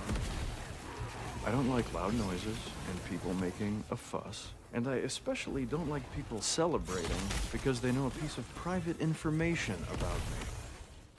Plus, the whole thing is a scam. Birthdays were invented by Hallmark to sell cards. When people get too chummy with me, I like to call them by the wrong name to let them know I don't really care about them. Ron, would you like some salad?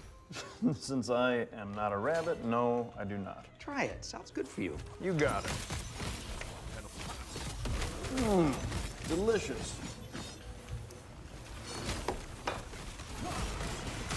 This isn't a steak. Why would you call it that on your menu? I'm not Italian, man. Just give me all the bacon and eggs you have. Wait. I worry what you just heard was, give me a lot of bacon and eggs. What I said was, give me all your the bacon and eggs you have. Do you understand? I also think it's pointless for a human to paint scenes of nature when they could just go outside and stand in it. I'm a simple man. I like pretty dark-haired women and breakfast food. But this stock photo I bought at a framing store isn't real. Today, I got the real thing. A naked Tammy made me breakfast this morning. Oh, I should have taken a picture of it. Hey!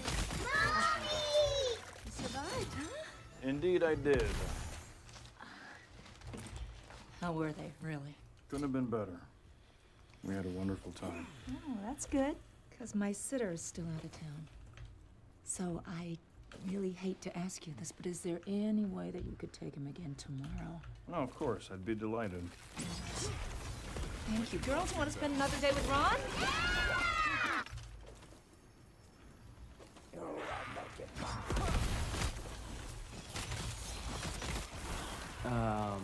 Ron, none of this is up to code. Sure it is. It's up to the Swanson code.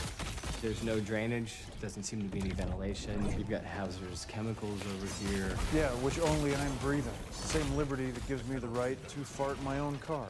Are you going to tell a man that he can't fart in his own car? On principle, I never say anything that another person is obviously trying to get me to say. My first wedding ceremony took 2 hours because after the priest said, "Repeat after me," I fell silent. So, who broke it? I'm not mad. I just want to know. I did. I broke it. No, you didn't. Tom? Don't look at me. Look at Ben. What? I didn't break it. Huh, that's weird. How'd you even know it was broken? Because it's sitting right in front of us and it's broken. Suspicious. No, it's not. If it matters. Probably not, but April was the last one to use it. Liar, I don't even print that crap. Oh, really? Then what were you doing by the coffee cart earlier? I used the wooden stirrer to push back my cuticles. Everyone knows that. Jerry. Okay, let's not fight. I broke it. Let me pay for it, Ron. No. Who broke it? Ron, Don has been awfully quiet. Really? Yeah, really. I broke it. It burned my hand, so I punched it. I predict 10 minutes from now, they'll be at each other's throats with war paint on their faces and a pig head on a stick. Good. It was getting a little chummy around here. I enjoy government functions like I enjoy getting kicked in the nuggets with a steel-toe boot. But this hotel always serves bacon-wrapped shrimp. That's my #1 favorite food, wrapped around my #3 favorite food. I'd go to a banquet in honor of those Somali pirates if they serve bacon-wrapped shrimp. Excuse me. Ain't nothing wrong bringing the old me back. The mama know her body sell trophy glass. She worth every 26, 27, 28 violations. Come on, Brendanowitz, relax. Let me make you a canoe. Well, I don't need a canoe, Ron. I need you to fix this place up.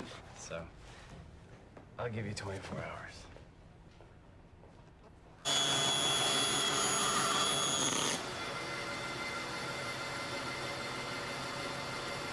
Would you like to sample our vegan bacon? 100% meatless. Yes, please. Ex-collector.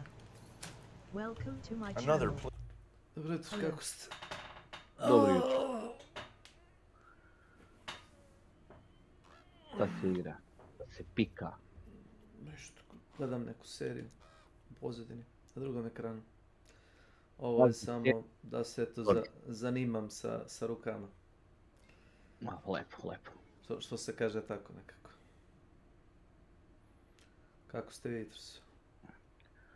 Fino. Spucao jednu kafu, sad sam napravio jedan nes, pa malo da se bacim na diving. Ako si raspoložen, možemo upalimo koju. Nema novi međer ovdje, ali ako hoćeš, rado ću ti praviti društvo. Ubacili su novog trgovca u... kako se zove... U Arci? Ark Raiderima, da. Ne znam šta su Arci, ali dobro. To je Gardinački prvi bacio tu foru, pa se Darko zalepio, pa ti u Ark Raider. U Ark Raidere? Jest. Kao što su izmislili Hanton, što ne znači ništa. Hanton. Što ne znači ništa, znaš, srpski jezik je za retardirane ljude. Što bi pričali srpski kad možemo da izmišljamo? Pa naravno. Bio sam kao klinac u Srpskom narodnom pozorištu. Zamisli kako to kad slušaš književni srpski jezik, kao da si došao na drugu planetu. Imaš osjećaj ko da si jebote u laboratoriji, a ne ko da si razumeš u pozorištu, razumeš da je neko napisao neki komad i to su pretočili. Čovjek koji je, znaš ona serija Porodično blago?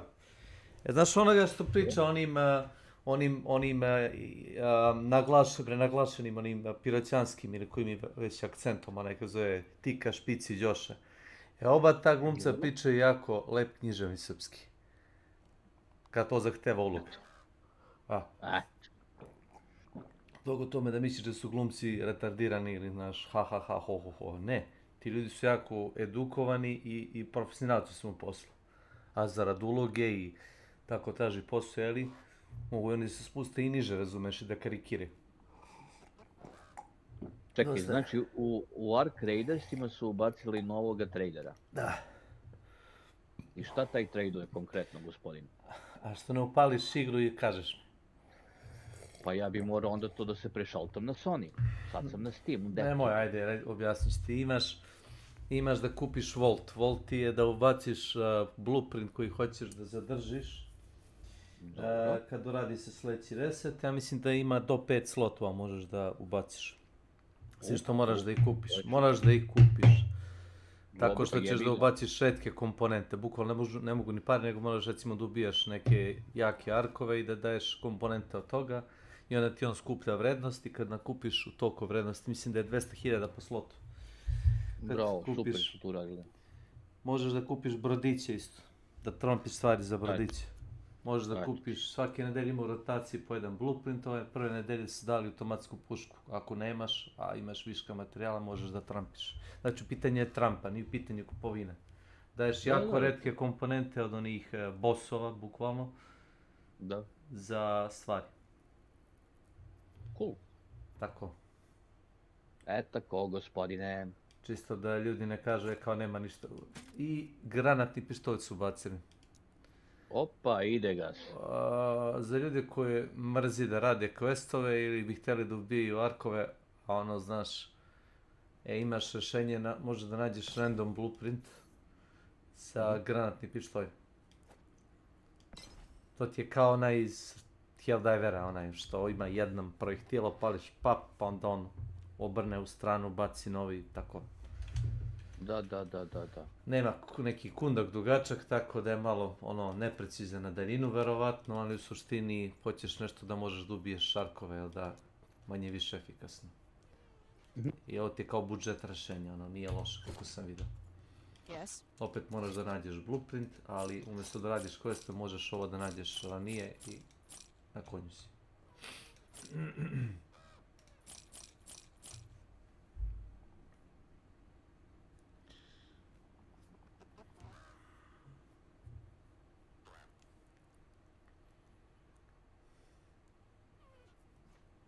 Izvinjavam se, pišu.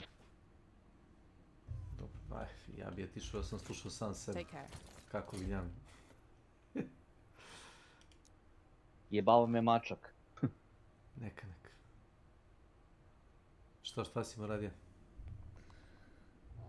Drka me da mu dam da jede.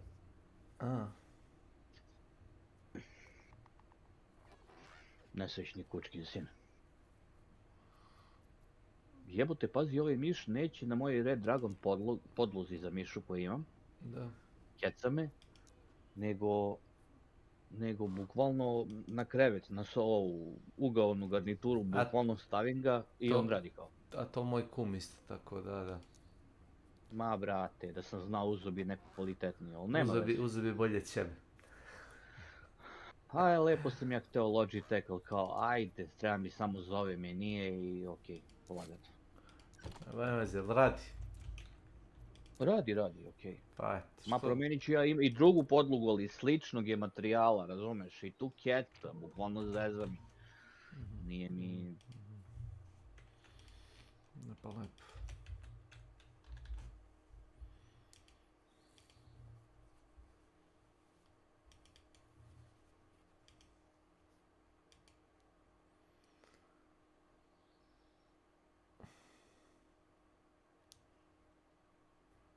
Uz ovo mi je baš drago, čoveče, što su ubacili u Ark Raiders-e, jebote. To nema veze s tobom. Jer ti ne igraš. Ne, ali super, nema veze. Dobro, pa dobro, jebi ga. Pa ni ja to ne radim. Treba da ubiješ velike arkove i da ih lutuješ. A ja prvi kad sam solo ne idem da ubijem velike arkove. Jer ubiješ velikog arka, ko ćeš da ga lutuješ, čim otvoriš onaj jednu komponentu, neko te puknu u leđe. Koji sam ga kurac pucao, znaš. I onda to ni ne radi, znaš. Kad igraš u timu, ubiješ ga, ja uzem u ruke ili pušku. Kaže, Kecmo, ajde brže ćemo zajedno. Rekao, ne, samo ti lutuj. Što brže možeš, ja ću te pokrivam. I tako, ja stojim na straži sa divnom bombom u ruci i s puškom isto spremno. I ako neko priđe da krade, da dobije metak u čelo. Klasika. Šta ću? Kaže mi Darko da sam paranoičan. Ja rekao, samo ti uživaj. Ali dobro, ali kad previše pogledaš, su me puta realno... koknuli u leđa, znaš, da bih bio pušten. Realno i u pravu su. Svi vole da lutaju ovo velikog arka kad se ubije, a niko ne voli da ga ubije. Zamisli to. Ono, matrijarh ili kako se zove onaj drugi, Queen. Imaš 5 idiota koji pucaju njega, imaš 20 magaraca koji, razumeš, nemaju ništa u inventaru, dođu tu, razumeš, da ukradu nešto i da pobegnu. I izađe iz miših rupa čim se ubije veliki ark, kao boss. Eto. Što si ti u privatnoj igri? Ti si mi jedan friendova, šta? Unfriendovao sam te, pa znaš ti da ja kao profesor radim isto. Malo uzimam, friendujem ljude pa ih vraćam. Jesi, viš piše private game, znači privatno si sektor. Dobro, pa to sam juče tako stavio. Nisam htio niko da me uznemirava. Čak ni ja? Ne, ti pa nisi bio tu, čovječe. Ti si bio negdje daleko. A ko to uleće kod tebe u lofi? Ma ne želim neki put tako, hoću da, s tobom je uvek drago da igram, ali pa neki likovi igram. A imaš ih, samo prozvanih indijanaca. Mene jedan konstantno, ali opalim Steam, on pošalje invite za Ark Raidere. Dobro, ja nisam stavio cancel ni poslao poruku, samo zatvorim. Dobro. Uđem u igru posle 2 sata, da odigram solo meč, da uradim neki zadatak, opet mi šalje invite. I ja opet cancel. I tako jedno 3-4 dana zaredom, non stop. A nikakvu poruku ne šalje, nego samo šalje invite za party. Ja, unfriend i... Pa ludi likovi je. Ma mislim, u redu je, ja sam ga dodao za prijatelja, ako ne izjem na njega u meču da znam da je on, tako sam ili u Švabu isto. Nismo igrali ni jedan meč zajedno, ali smo se sreli 2-3 puta na ovoj ili onoj mapi, zato što je jebi ga, ono, obojice smo iz Evrope, igramo otprilike u istoj vremenskim, ono, zonama i ono, desi se da sretneš što zoveš čovjeka. Zato sam ga dodao, ne da mi sad treba ne znam kakvo društvo, nego ono, jeste, što sam antisocijalan, žestoko, to je. Biće, kaže da je to u pitanju. To je sigurno.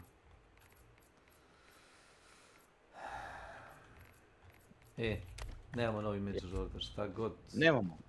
Ne, ovo ti je free for all.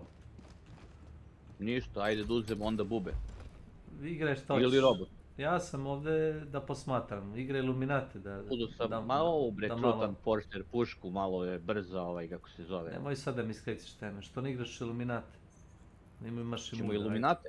Pa nismo igrali davno, nisam ni ja igrao, što ne Pa igrao. nismo, ali da. Nisam ni ja igrao, pa znam da je dosadno. Gle, nema 1000 ljudi ukupno je. Znam, pa zato što nemaju jedinice. Nemaju jedinice, imaju letećeg idiota, imaš onoga s palicom. Zaustavi se, igramo robote. Zašto? Meni znači, tebi ne znači ništa. Jeste, personal je kill 400 automat. Ja sam bio 380, a ne znači bi ništa. Ilija, ćuti. Gdje ima najviše ljudi? Ima gdje ova stani na Martaleu. Ajde, da pomognemo bolje. Ili možda ćemo lepši ovaj Širom Prime. Ne. Ajde, pomognemo tu. Juče sam bio na planeti koji su oslobodili, tako da se osjećam prilično dobro.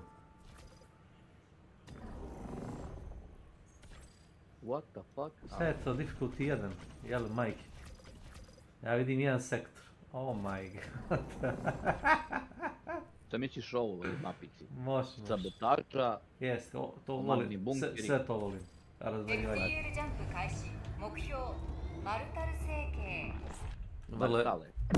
Vrlo jednostavno. Volim jednostavne objektive. I Solido sam bio sam, level 7 difficulty. Uspio sam da uradim glavni objektivi 2-3 sporedna, ali nisam se izvukao. Znači, mnogo su bezobrazni, znaš. Iza svakog brda iskoči, na šta sam najviše nalazio, na one hodače.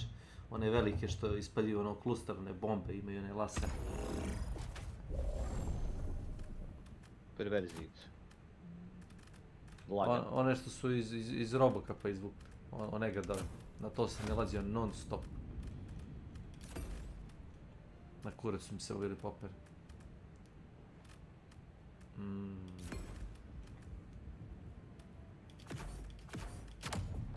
Pa može i ovako, da ga jebe mudarnički, ono. Jao, Ilija... Što orbitalni laser? Opet ja! Igraš šta hoćeš, boli me kurac. Plus imamo 500 kila, ale... Slušaj me sad. Dobro. Baciš li orbitalni laser na njihovu bazu? Ne uništili ništa. Ne uništili ništa. Znači jebi si ti orbitalni laser u poziciju, čuo.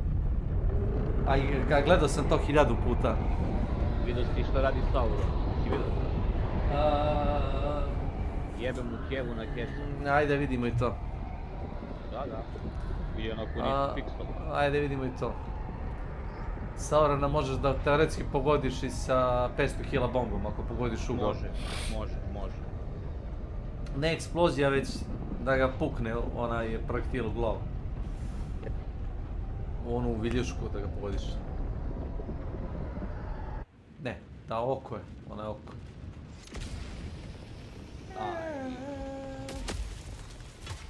Ovo je komandni bunker, ja? Lele, vidi ovo, Ilija. Lele, ja nisam promenio pušku, Ilija, jao. Šta ti fali? Hoćeš moju pušku? Nema reći do prom s ovom. Šta nosiš? Automatsku? Pa to ti je medium penetration, šta je fali? Pa da, šta je fali? Ništa. Sve kuknjava neka. Ma šta? To nije loše. Jedini razlog što je... Ne nosim je zato što sam išao redom da levelujem svako oružje.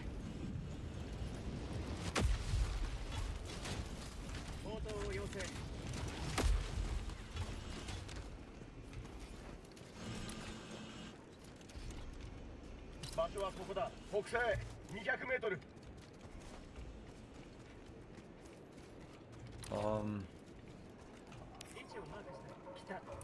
Predložio bih, to i sebi kažem isto, da smanjiš soliranje na minimum. Zato što ih ima mnogo. Zato što ih ima mnogo, ne se bavi. Pa jest? To baš mene majku vam je. Šta sam vam ja skrivio u životu? 自由な味は気に入ったか？ Sample collected. Thanks. Thanks, Raider. Imaš ime da ga gađaš iz daljine? Pa imam. Imaš i korac. Imam. Pa onda ga cepaj odavde. Pa ima ovdje baza gore. Nije to baza, to je bunker. Tamo što gađaš u daljini. U to gađi, centar masa. To je objektiv, ne prelazi. Centar masa. U centar mase. Ne mora uopšte gađaš o neku pola. Možda što si pogodio? Pogodio si malo desno. Čekaj bre, ili je jebo ga. Daj meni, ajde. Ja ću. Vidiš i koliki je bunker, čovječe.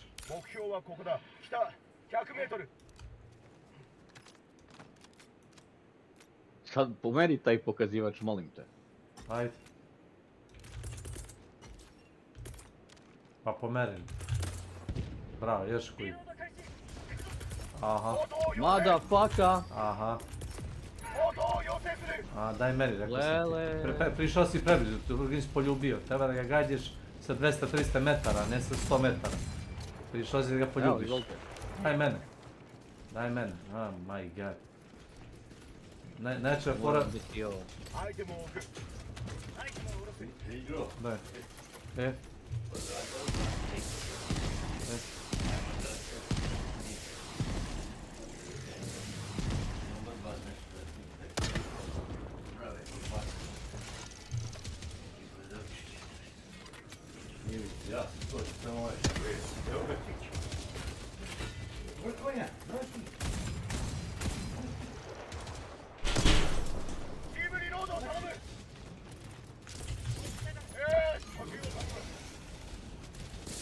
Ma mene, fali raketa.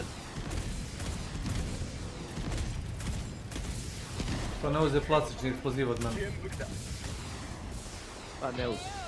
A evo ga uzmi. Mnogo pametan. Pa evo te, ostavio sam ga na potu.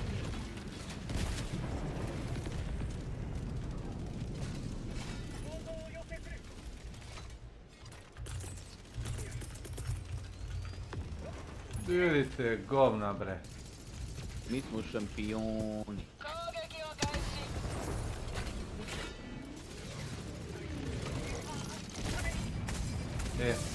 Lele, šta je bro? Tank. Evo sam ti zaplenio ime zemlje. Dok ne uništimo komandne bunkere, si čuo? Vidim za tobom. Ne, zaplenio sam 3 coilesa. Dobro, okej. Ne, zajebavam se. Prilagođavamo se, pa dobro. Preblizu prilaziš. Treba da si na 150 do 200 metara, ne na 100 metara. Ti priđeš toliko blizu da te oni mogu da pucaju na tebe nazad. To nije dobra ideja.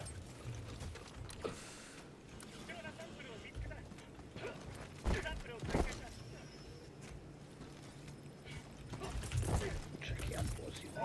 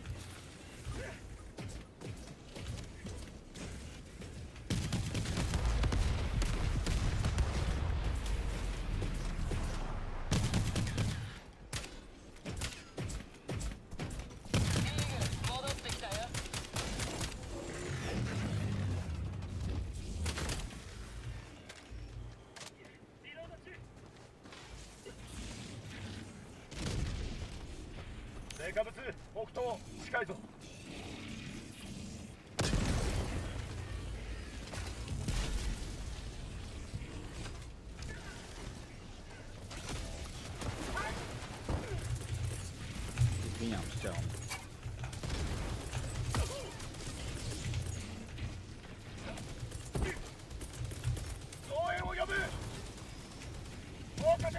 Čujemo li se, gospodine? Čujemo. Iznimno mi je drago.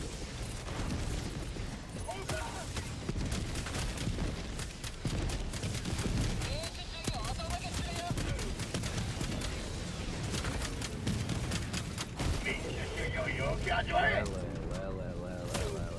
Šta uradi crni livan?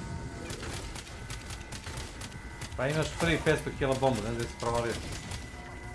Imam. Imam i ovo. Da im se usarim više u život, ne mogu da se civam. Ajde vidimo. Gledaj. Uništio si jedan fabrikator, znači s tim. Dobro, pusti se taj. Pa je što, uništeno je sve ovdje što je bitno. Jedan fabrikator si uništio s tim laserom. Nema veze, boli me skoro s imam još 2 lasera, jebate, boli me, fuck. Jes. Lagano. Očistio sam ih njide.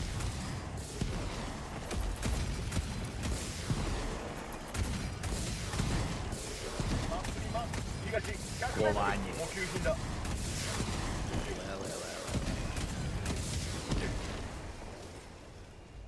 Ajde ti ostavimo da probaš. Gle. Evo ti ga ovdje, ovo ti je upgrade ono oružje. Ima 30 metaka okvir.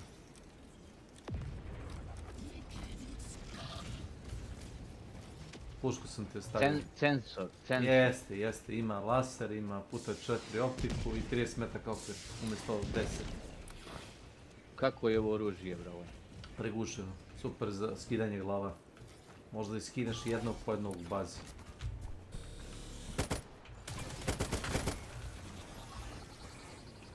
Doj ga bre.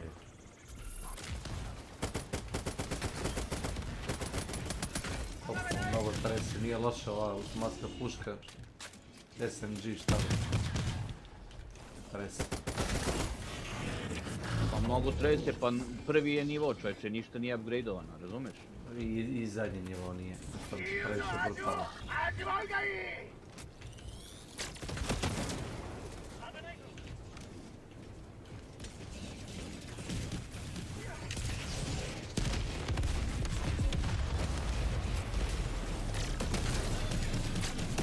Odlično pustiš, vidimo. Od Storu ima da se kupi ili? Ne, Warban. To ti je stealth Warban, ne, redacted. Aha, pa eto vidiš, nisi mi je koristio. Default i nije nešto. Ta 30 metaka je taman koliko treba na štunici. Na zadnji level imaš da staviš puta 10 scope. Onda je baš sniper.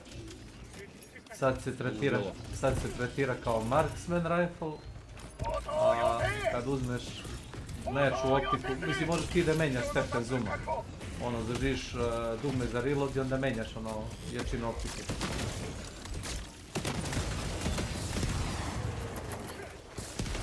Vele što je ovo dobro, bre. Znači, fora kad se šunjaš oko baze, možda iskidaš jednog po jednog. Dogod je jedan po jedan metak u glavu, ne mogu da te provale. Ne dižu uzmu uopće. Odmah oružje da probam sljedeći run. Cenzuru. Pa ako ga imaš od ključanog... Pa imam, sigurno. Ako je redacted da imam. My life was super earned.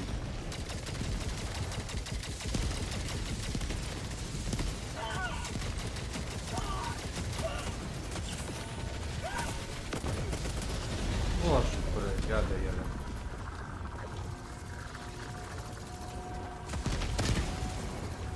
Lele, ustrašen.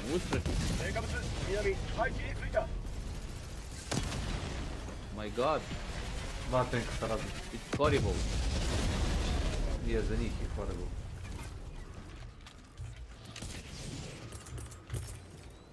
Evo municiju. Hvala.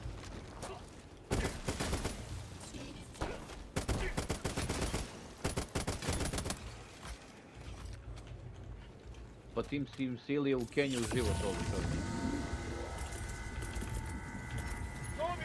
Obično nosim dosta razoran arsenal. A i taj 500 kila pomaže dosta puta. Free što su nam dali. Ako ga gusti. Pazi ovo ili ja. Ne znam šta taguješ, ali... ne znam šta je to. Pa, to ti pričam, ne znam ni ja, zato sam ti ono.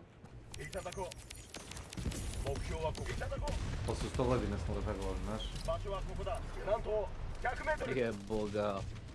Imam nos za lider, mamu mu jebem u piču. Dobro ga nisi našao na kraju. A jebi ga, čuti, dobre. I to što kažeš.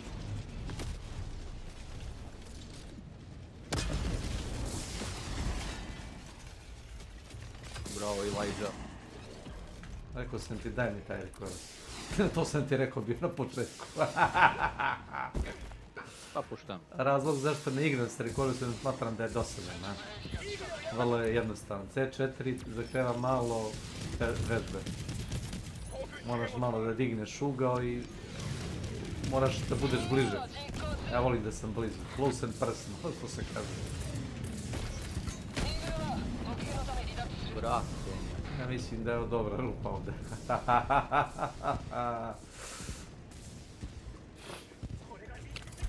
Ma da. Lešine svuda oko mene. Polim. Pop, ide ga. Mislim da vidimo odavde njihov... Sad ćemo da vidimo.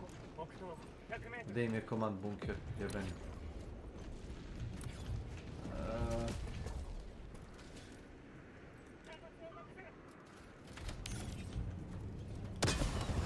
To je command bunker. Yes. Mu sere lasera, ne? Ma ću da im bacim laser tamo puštam. Nego ovo dok digne u antenu. Nadam se im je laser sa kupole. Moraš da ideš blizu. Odlično. Još 2-3 hica iz raketa. Ajde ili ja okreći. To ćeš morat sam. Ja ću. Na koju stranu? Ti ne sreći niče jedno. Pa šta ću kad sam efikasan? Sve radim sam, vidiš?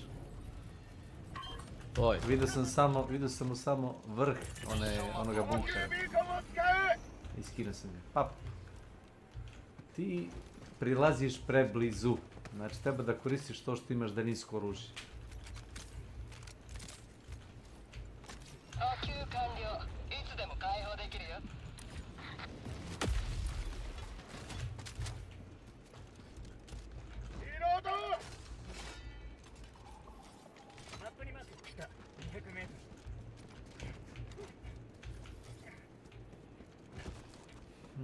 Evo na primjer, viš ovo, pogledaj, drži reload i upucaj ga na 200 metara.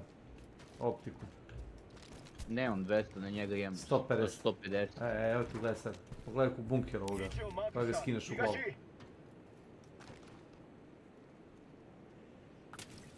To je to. Niko nije dig uzmem, sjeo? To je poenta s tim. Možda ih ispikaš sve jednoga po jednoga, znaš. I sad priđeš im. Bez bojazni. Ali ima još jedan. Aha, čujem ga. A u telo ti treba... Ne, u telo ti treba 1 do 2. Ako promašiš, treba da ga uveriš. Evo ti ovdje još jedan. Ajde. Never know what hit him. Evo ih imaš ovdje desno za zid. Samo polako izvijeti.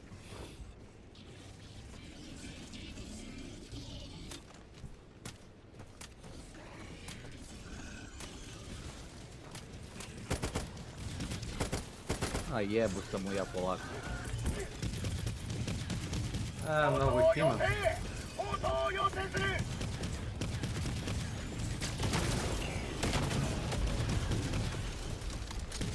O, super.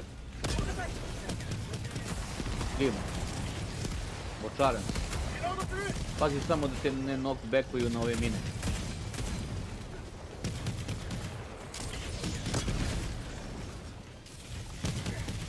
Pazi gore.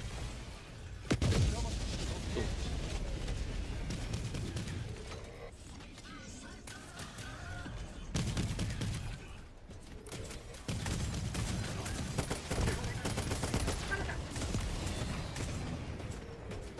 Ovo je sve razbucano za vreme.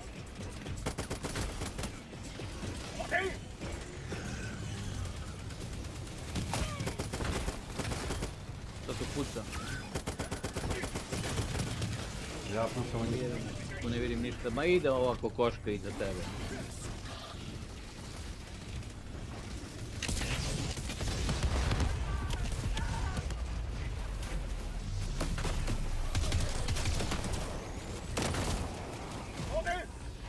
New mag.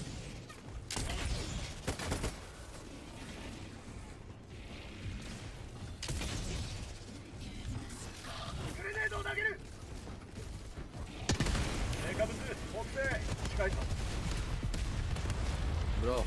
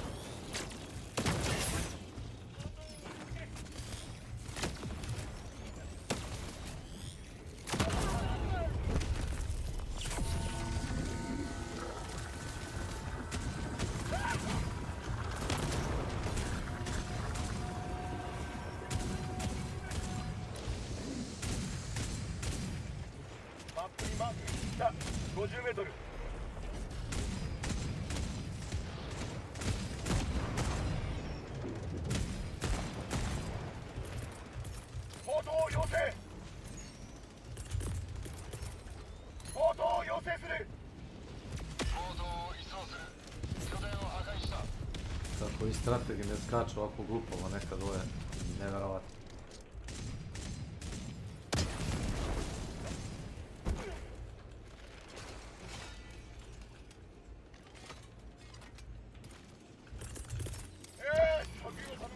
Municija Calling ovdje. down supplies.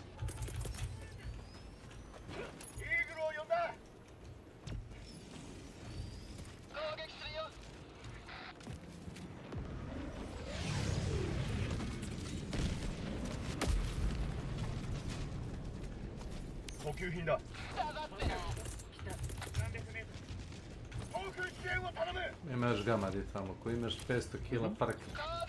Napravo imaš free 500 kila.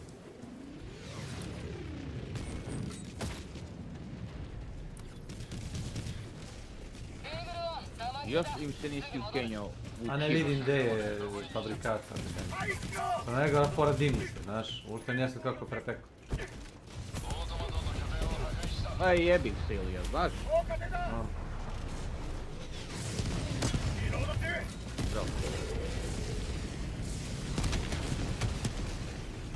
Može i ovako.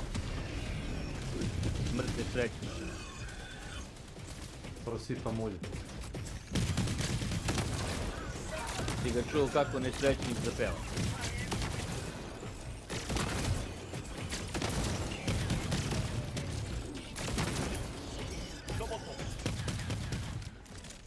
Njega pucaš u nogu i nešto. Znaš, sa tim oružjem, zato što je light penetration, gađaš ga u nogu da bi ga otkinuo. Misliš u nogicu? Da, to mu je sad weak spot, pre nije bio. Tiš.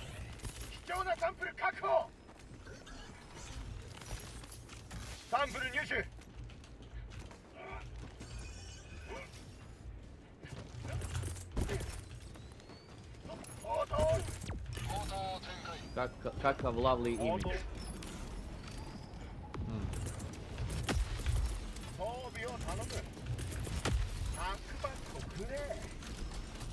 Idem. O, vidi ovo.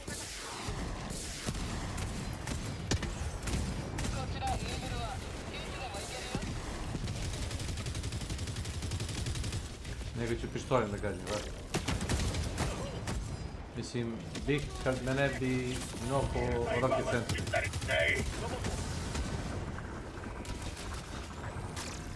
Lovanje.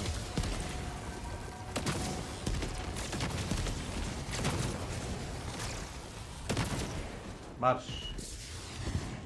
Čibu.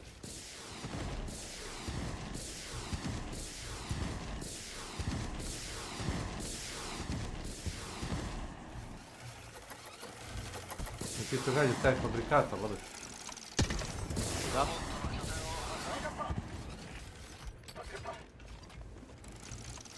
Affirmative.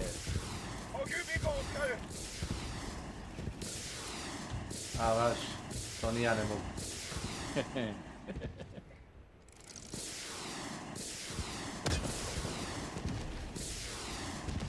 Gađao sam sad te kojele sam tamo u daljinu, ne na prik. Onaj fabrikata, 230 metara, to Bazar Kenan bi možda mogu da skineš. Može. Nema šansi, vidi Malo fabrikat. se truju tamo kasnije. Malo su konfuzovani. Nije im dobro.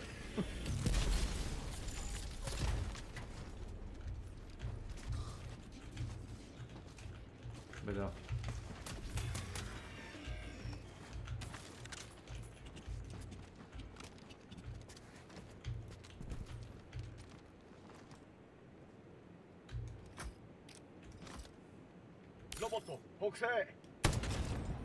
Ćemo kad tamo ovako ovdje, tu pa da idemo na viljušku. Ovi čuvaj gore bikonu, vidiš? Ma idemo, ajde. Čudi me da ne vidiš to. A jebo ga ti vidim, evo ga je. Jeste, ajde, ti to sad poskide. Pucaj im glavu. Čuje smešno. Ću.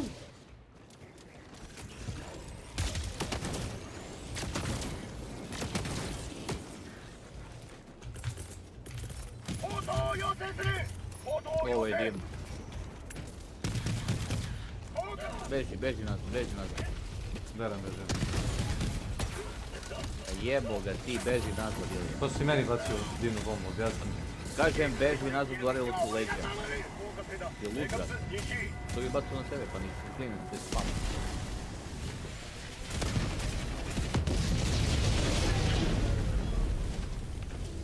Može se reći da nisu perfektni. Nisu, Dijana. To bacili tank? Ma, tank je mrtav, da. Ne, nije. Nije? Ovo ide gas. Dobro. Sad jeste, dobro.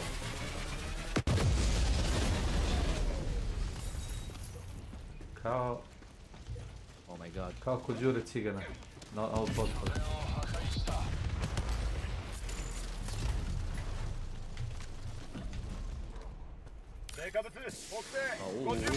Ide gas. Gotov je, ja mislim.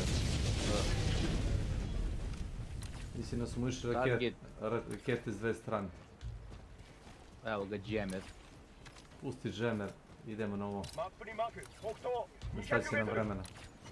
Džemer ćemo pred kraj.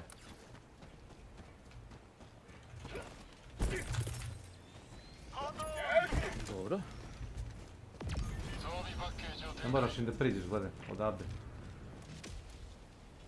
Evo ti ga bunker. Samo treba pogodiš profil zgrade.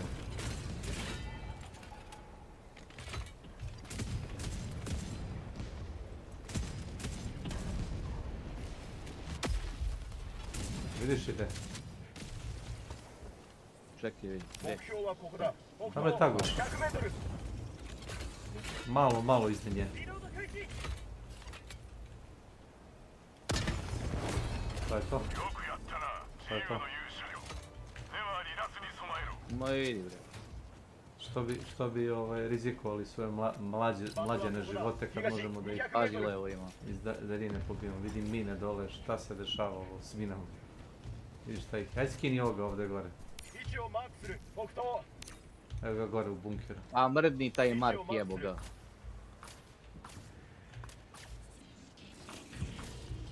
Još ti spalio flare u zgradu. Ode on gore. Vidiš.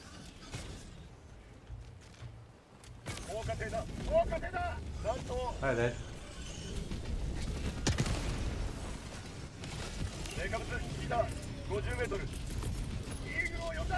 Vidi šta ga, stiže i tank krti jebe. Ja volim kad oni imaju malo šanse, znaš. Ne puno, ali malo. Jebeni tank i dalje živ. Puši se. Ajde mrdni sad. Baci sa 500 kila bombu, reloadamo. Pametno.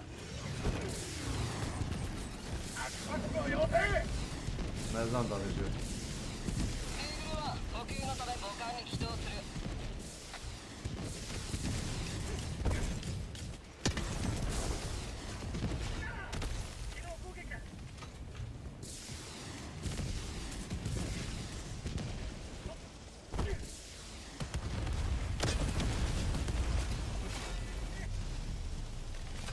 Ne može da pobije se unutra, aj.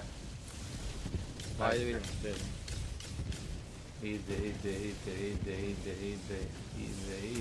Mnogo govana ima unutra. A znam. Ovo je već treći put da me je nokvalo nešto unapred, znaš. I nije pobio se. Da. Nije uradio još što treba da uradio. Pa u suštini treba da hakuješ nešto, znaš. Onda je uradio. Hitio gamad.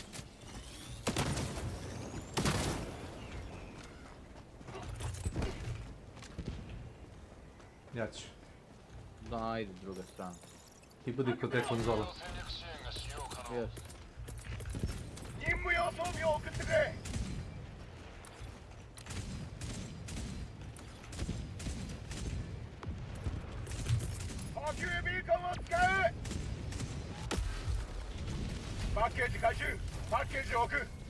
Ajde, izvoli. Kakaj. Da, hakam. Jeste, kakaj.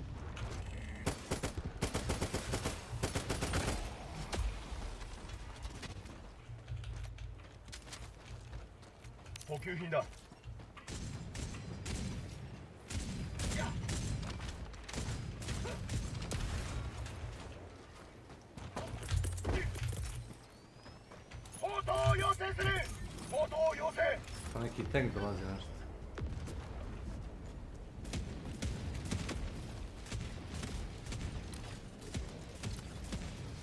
Kakaj. Kakava.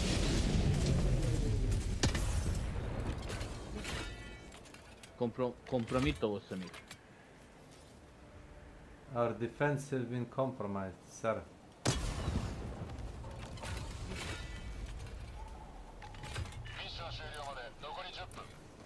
Mi još negdje fabrikator, ali ga ne vidim. Mislim da vidim.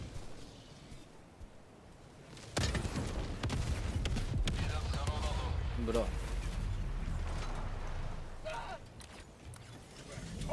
Nije go pošteva.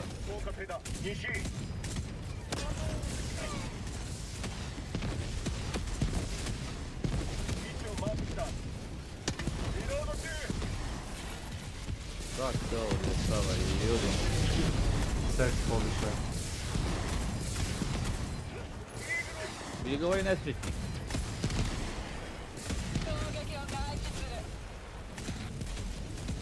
Totalno da gledam. Ali ja sam igrao sam i jebi ga, desi se nekada, ne može oći reći okružen. Ali tačno neko da odlači paljbu sa mene.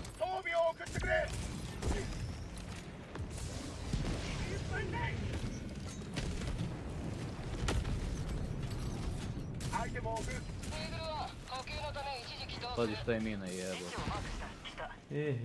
Znam. Eno ga i Beacon vamo, Southwest. Ovo su botovi.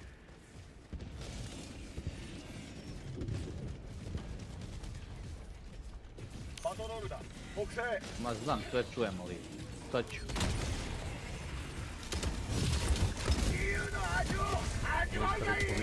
Ovo je bunker ovdje, ili ja? Bunker. On my position.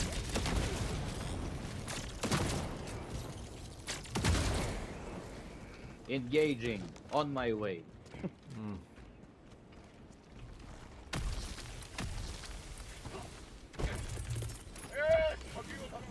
Calling down splats. Dajte braćo neki dinar, da bi imali. Još nisi otišao ni taj novi Warhol. Ne, otišao sam Frutan Forsters još. Yes.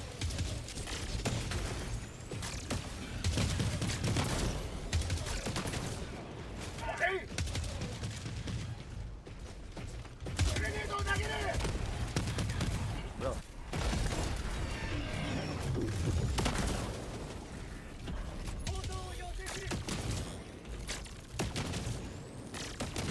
Sentry malo kurac. Može, ali staneš ovdje, gledaj. Ovdje ja stojim. Pa jedi. Pa. Improvizujem malo, gdje ti je mladiš. Idemo. Prvo biješ glavom.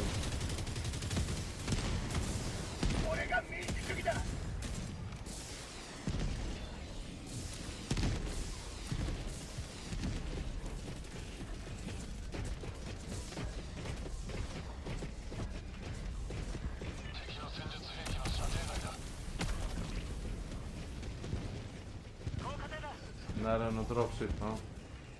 Na, vamo.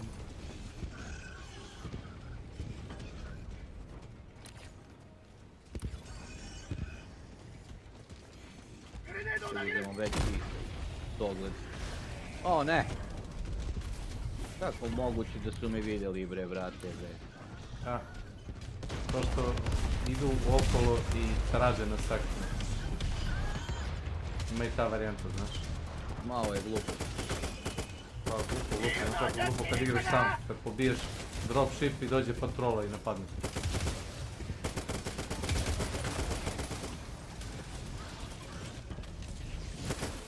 Glupo jest.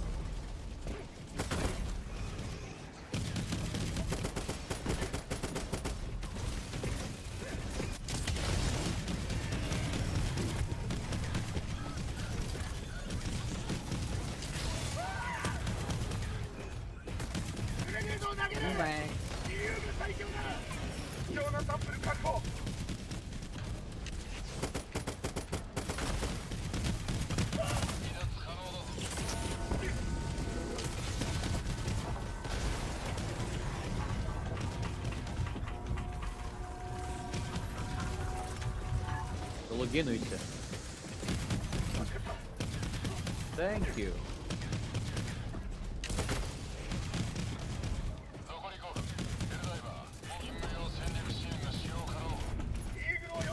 Lezi. Koli. Lezi!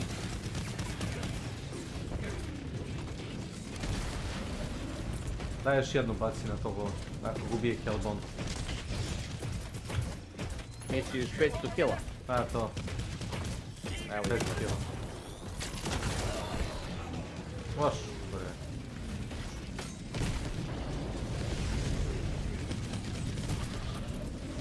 Ne može, dole, mora da zoveš. Nema ugor, dobar.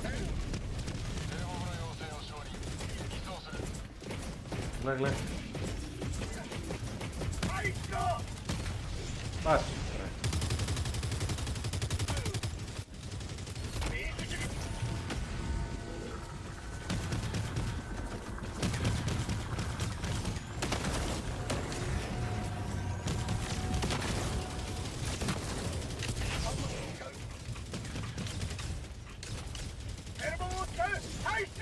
Hvalim te. Bjež.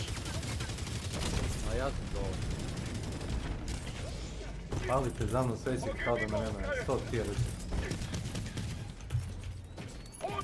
Evo ga fabrikator je bio. I gore je vamo biko. I shredder tank. I treba još nešto da je.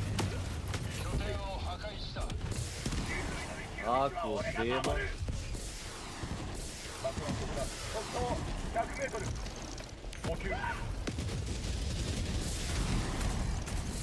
Jeste, biti Helldiver. Nije lak posao. Žive tijeku. Nije lak posao. Ne. Zašto je pucao mene ovaj... Imao si robotića pored sebe. Ja ga nisam vidio. Znači njegov. Pa nisi, vidio sam njegov. Borit ću se za prava centrija.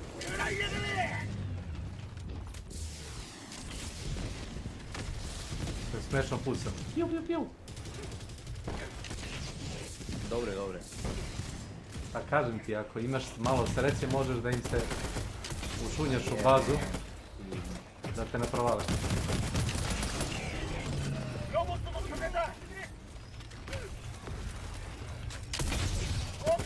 What the fuck?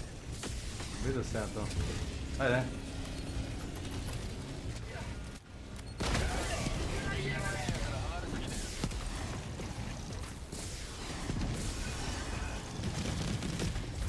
Šta se dešava ovdje? Glumna mafija, to. Idete jedan robotić i kreni se u seriju.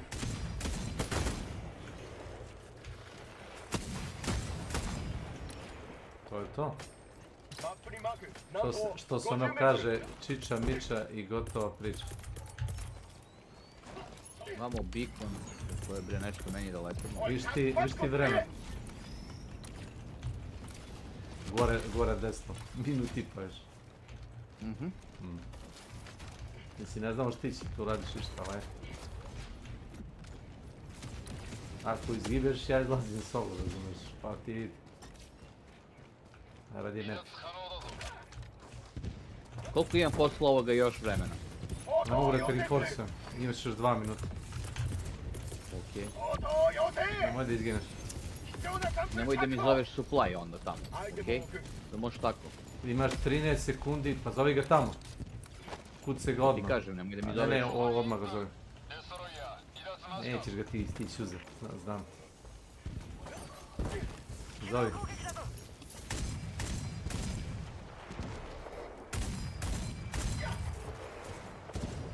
Meni su palj ne treba, ti jedeš kroz municiju. Nisi ga još zvao? Ne. Zvaću ga ja za 30 sekundi, jer nećemo moći da ga poslije pozovemo.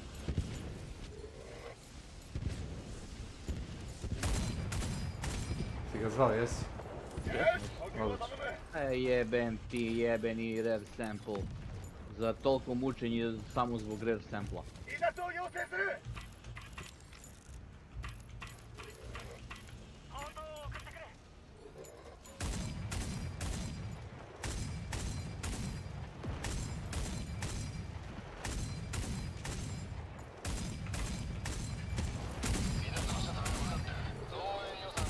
To je što je? Da. I know that. Uzmi Steam. Neš ti stići da Steamuješ. Trči!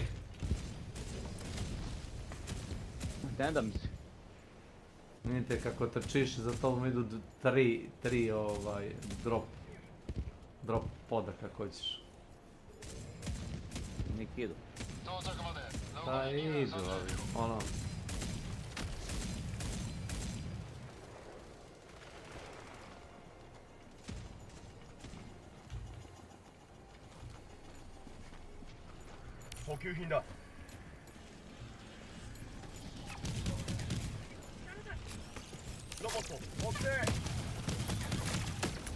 Ne, seri. Stižu oni, ne boj se. Ne, seri. Gdje su oni ljudi došli kod nas?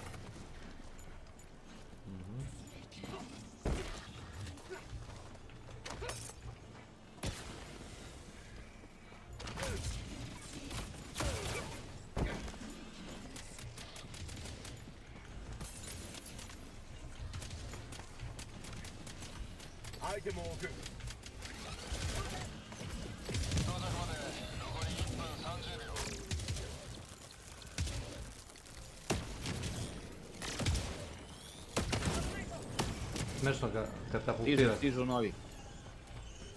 Leđ. Ne znam da li čuješ leđa je dolazi.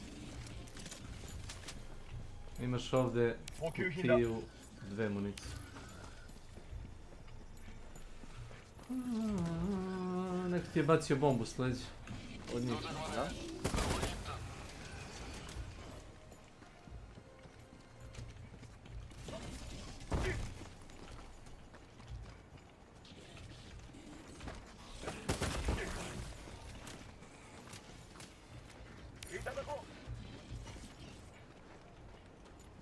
Au.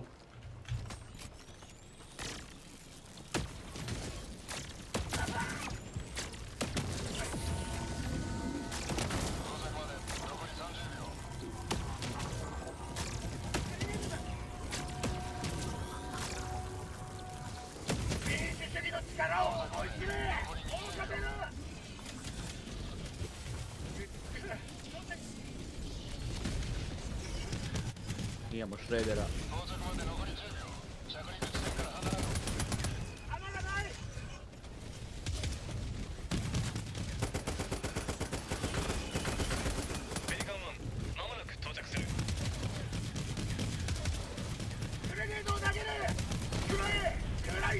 Bro.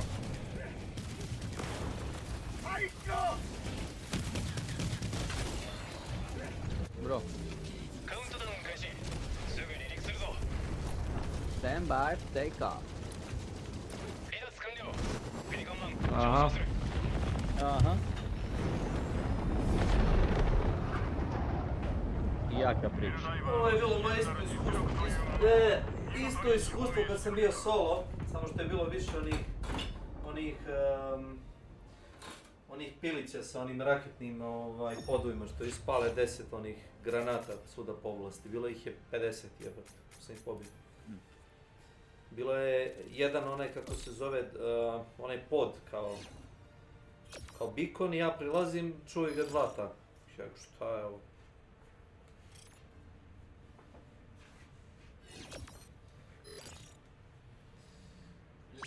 Se broj.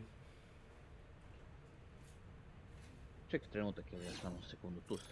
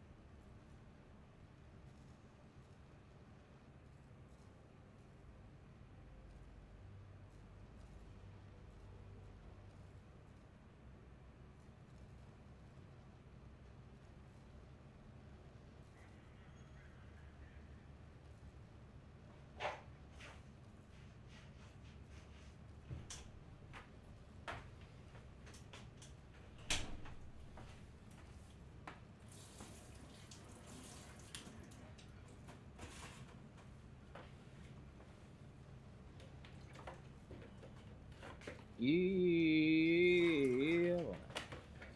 iskren da budem, ta puška što si ti koristio malo pre koju sam ja startuo s njom je bolja od ovoga SMG-a koji si ti malo prenosio. Ja ispalim pola okvira da ubijem bilo šta s ovim SMG-em. I onda sam ostao na 10-15 metaka da ubijem naredne 3 jedinice. I onda moram da reload. Mnogo se baca municije.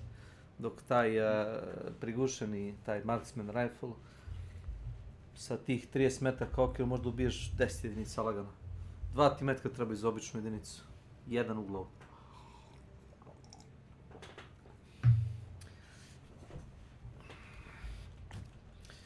Taj SMG telo ima bar 45 metaka okvir, na primjer extended, da bi se reklo da je ko nije loš. A to ide pod Marksman. Marksman oružje. Jeste, R72 cenzor. Mid-range precision rifle. 165 light damage. Kad su napredi, kapacitet mu je 30 metaka. Ima pa to je sjajno. Puta 4 optiku na 24 ili 25 level imaš snajpersku optiku puta 10. To ti je dosta dobra priča. Jaka priča, što ti kažeš?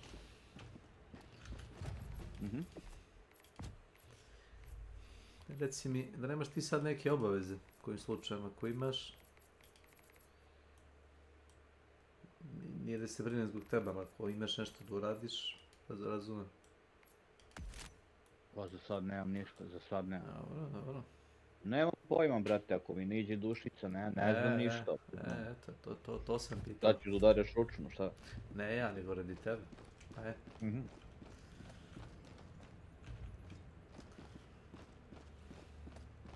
Jesi našao pušku? Jesam. Ma, brale, imam ja ceo dan, briga me.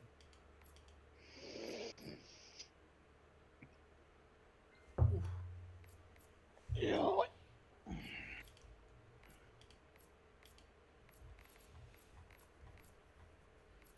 1, 2, 3, 4, 5, 6, 7, 8, 9, 10, 11, 12, 13. 13 pušaka sam levelao na 25 level. 13. Čak i zadnju sam Winchesterku. I tamo sam otličao snajpersku optiku za nju. I onda jebi ga, to je već 25 level bio skoro.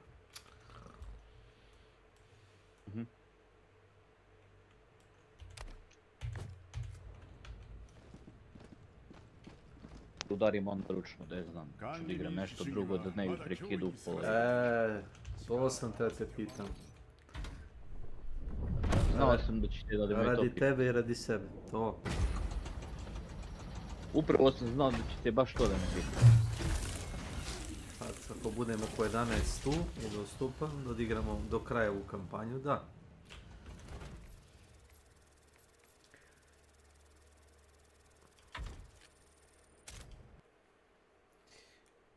Znao sam, Milija, da ćete baš to da me pitate. Pitao sam što da ne pitam.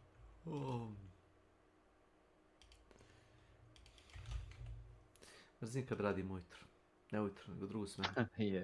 Ne ujutro. Jebeni dan. Ne, 11,5 godina sam radio prvu i mogu da se lepo organizujem. I s ljudima koje poznajem i tamo vamo. Ako mi treba baš nešto da odem u neku državnu instituciju ili u banku, taj dan ili uzmem slobodno ili izađem sat vremena ranije. Pa naravno. A nije ono kao, treba mi da odem u banku, poštu, pa super što radim popodne, drugu smenu. Ne, uopšte nije. Nije dobar rezon. Nije dobar. Ne ideš svaki dan. Ideš jednom mesečno ili 2 puta. A ovo radiš svaki dan radim po 2 dana. Drugu, to mi je užas. Verujem ti. Ne samo meni, verujem da se svima diže kosa na glavi. Pa kako nije? A ova omladina... A tek oni. je. Omladina ustaje u 9, 10, znaš. Tek oni. Oni se dobro raspavaju. Da znaš.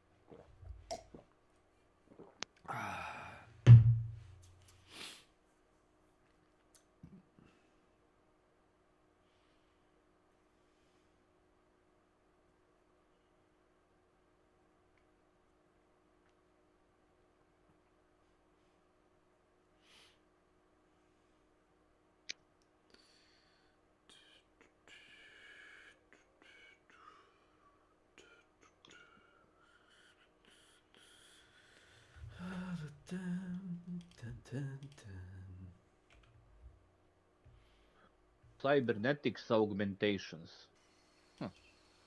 Gdje ti je to Ajde. za? Ma nemam pojma. Gledam neke trailere za svašta nešto. Pa komentarišem.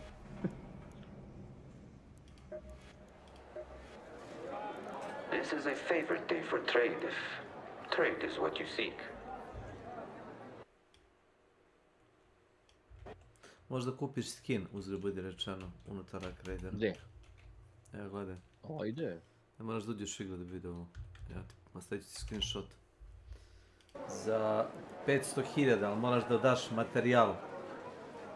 Za 500.000 materijala možda uzmeš Mirage skin. Na primjer, ako ga nemaš. Eto vidiš, to je super full polis.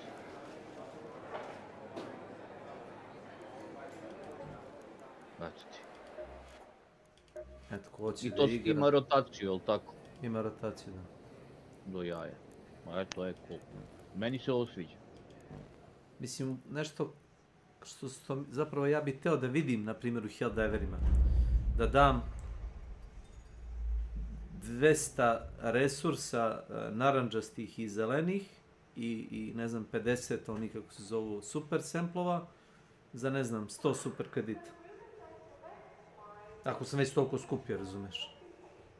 Ma da, ima jasna stvar. Inače možeš da kupiš i premium kredite sad, tako. Ali jedan na nedelju dana, token. Koliko ovo dobiješ? Koliko dobiješ pojena, samo da vidim. Mislim da nije jedan. Mislim da nije jedan, ne znam koliko mu dođe. Ovo piše limited stock 1, ne verujem da je jedan.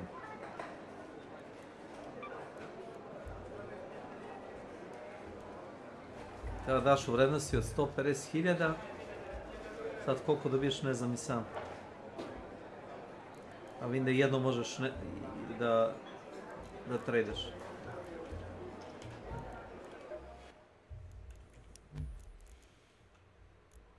Moram baš da ih pustim malo kasnije, da vidim, da se podsjetim kako šta. We were more united back during the first wave. The hydroponic domes might hold information. Ma trebam da vidim, koliko je on bešilija, koliko mu je instalacija. Da vidim da ga vratim na dek. Ti si ga radi prostora. Pa da.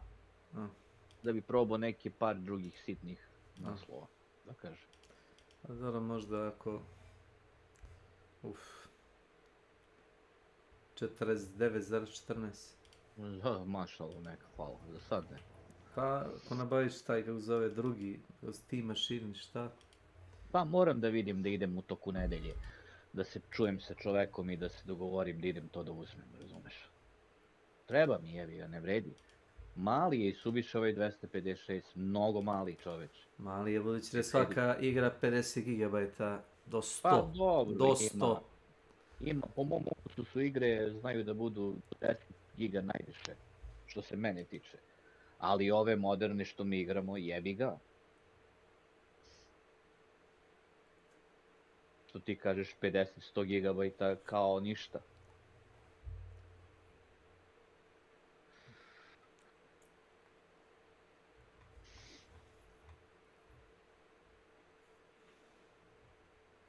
Civilizacija? Gledam, ali... Civilization. 26.000 pozitivnih, 28.000 negativnih. Znaš kako me to...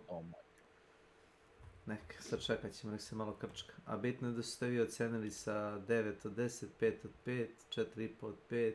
A to je sve plaćeno, čovječe. Pa naravno da jeste. Pogledaš to i pogledaš user reviews. Znači ono što je bitno su user reviews, ovo sve sranje. Normalno.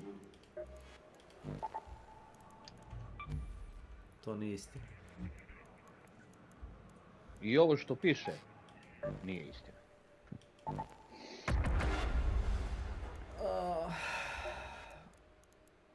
Pirat Bob. To sam ja, da.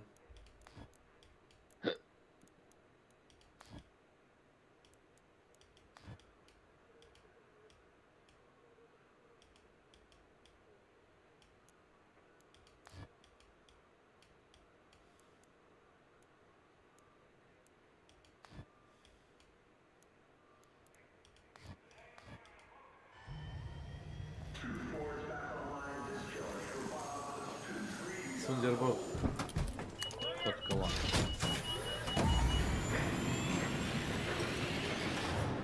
Ukleti Holanđani. Jeste. Taj. Taj si.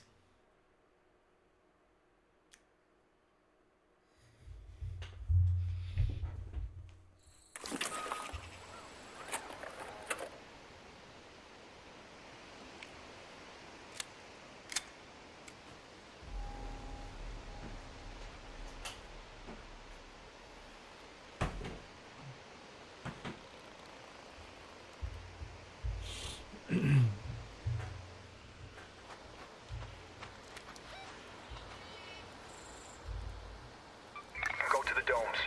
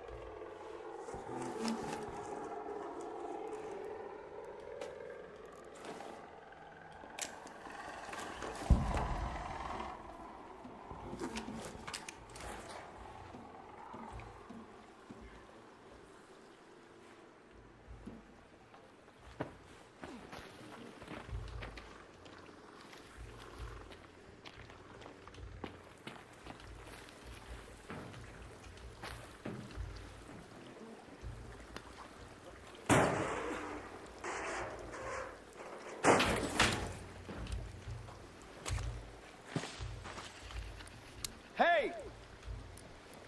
Hey there! Hey, Raider! Hello.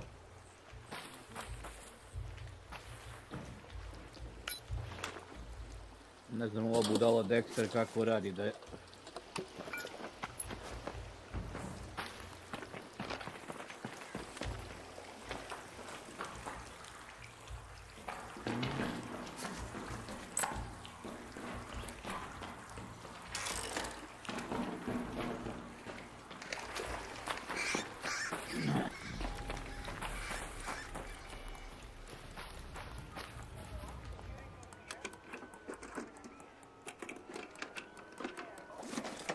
Misliš preko dana? Ma da. A.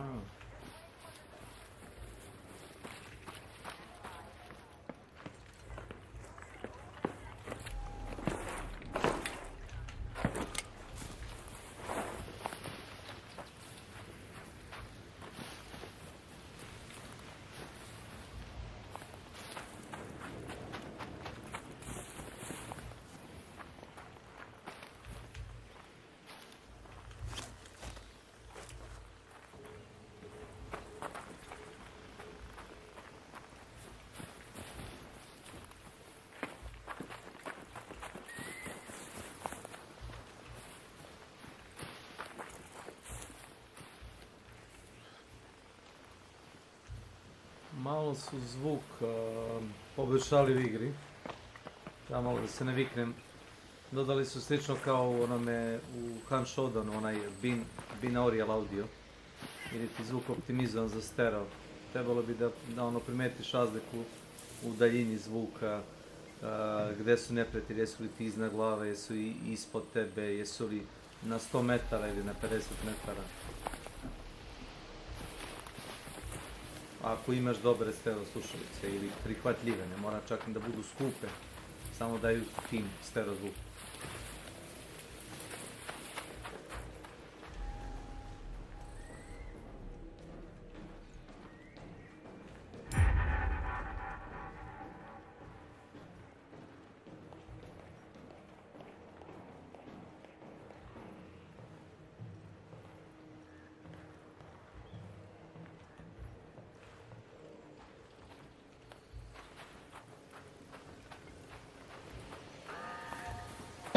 Jest.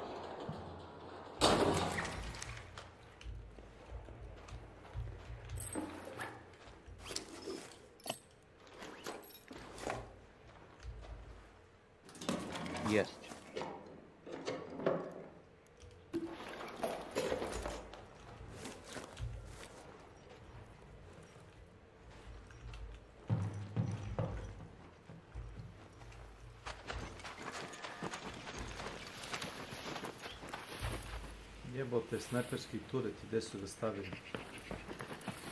Strada je močvare jebene, ništa se živo ne vidi.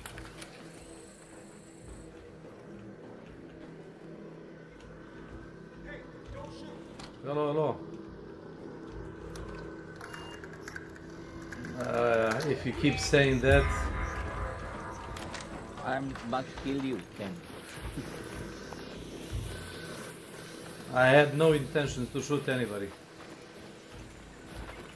But, you know... Ako insistirate baš... Get some! Možemo mi drugačije.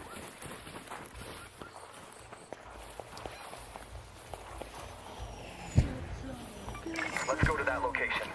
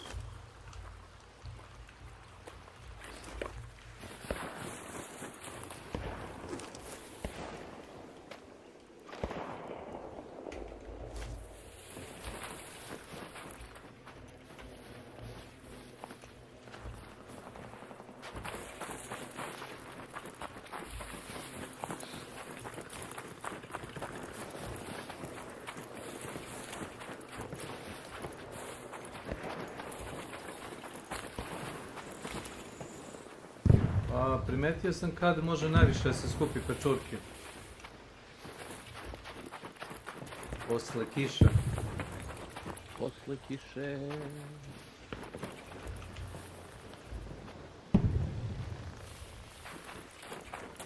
A, sad se ti malo šališ sa mnom, ali ja sam ozbiljan bio.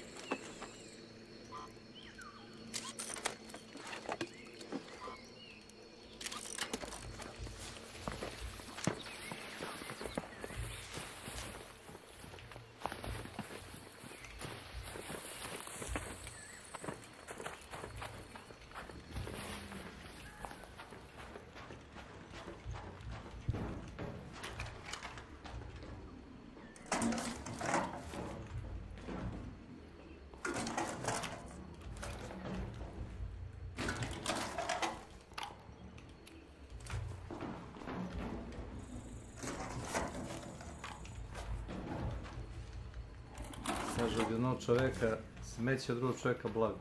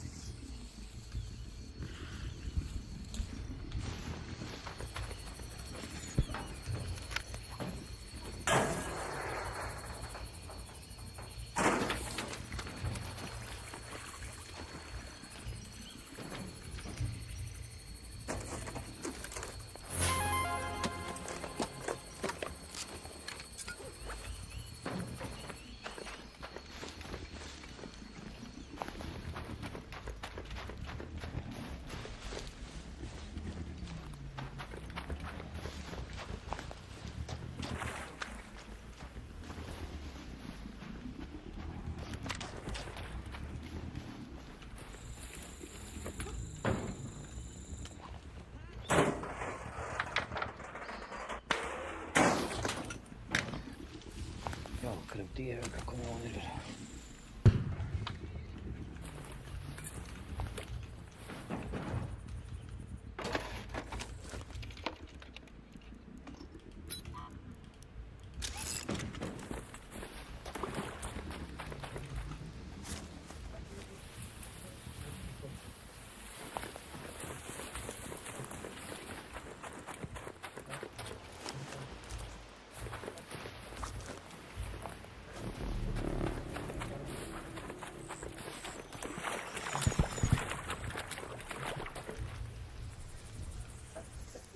Hey, Raider!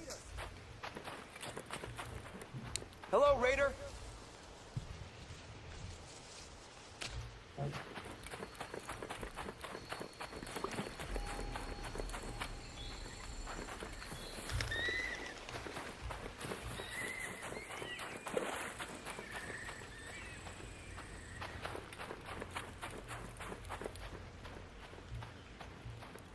Hey, Raider! Hello. Hey! Good luck.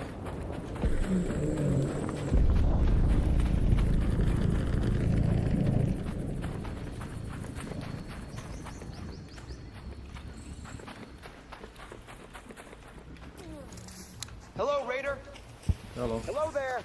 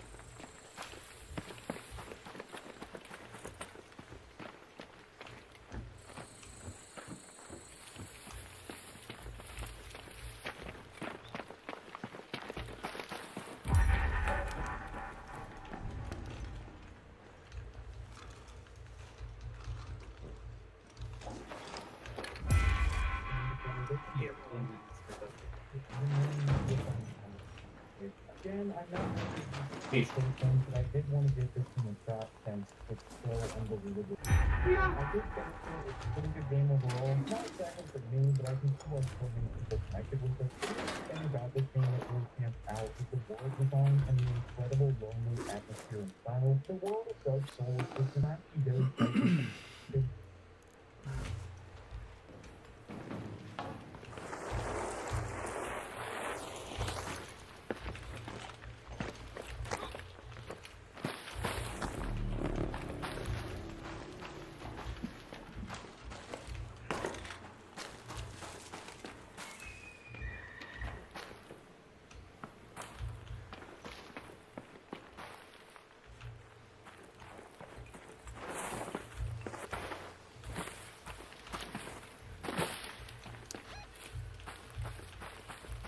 Let's head home at the Baron's Hatch.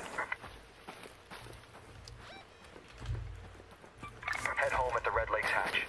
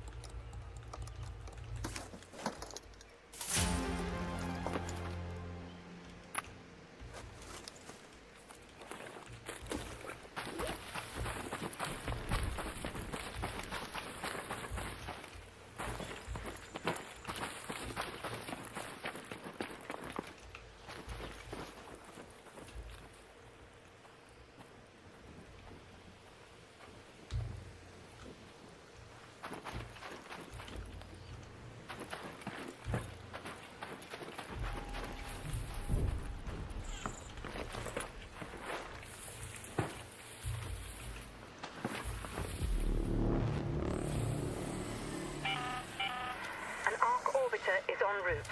The safe window is closing. You have 10 minutes to return to Speranza. I repeat, 10 minutes.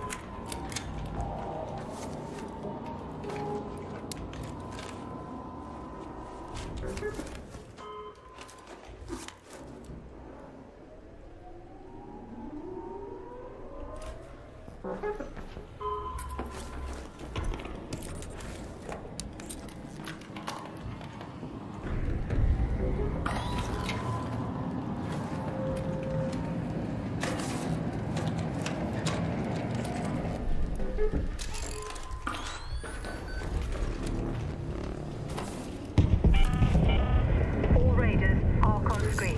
5 minutes left. Go find your way home. I repeat, 5 minutes.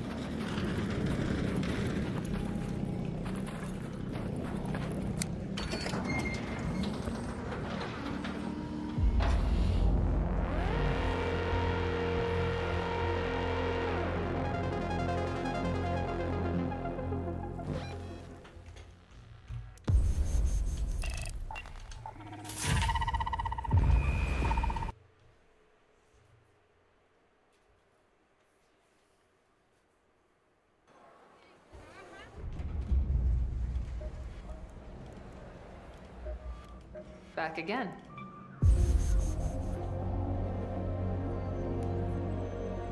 It's nice to see the flags back up. Like old times.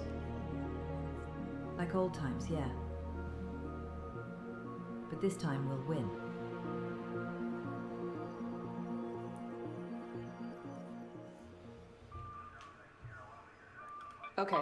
Okay, great. I have another job. I found out when my mum may have bunkered during... Did you see the flags? The time for powering is over. Rocketeers are no joke. Be quicker. Raider. I always suspected that their cultivation project failed. We're in luck. Third time's the charm, right? She seems to have headed to Buried City. Mentions putting the seed vault in a room with a great view.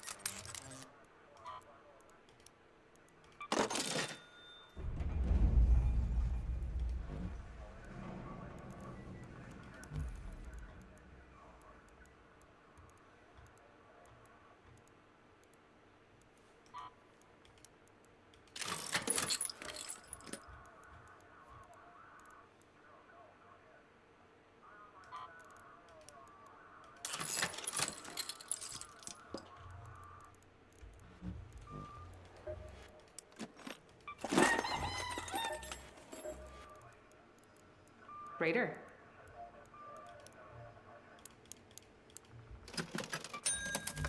I know you're here for...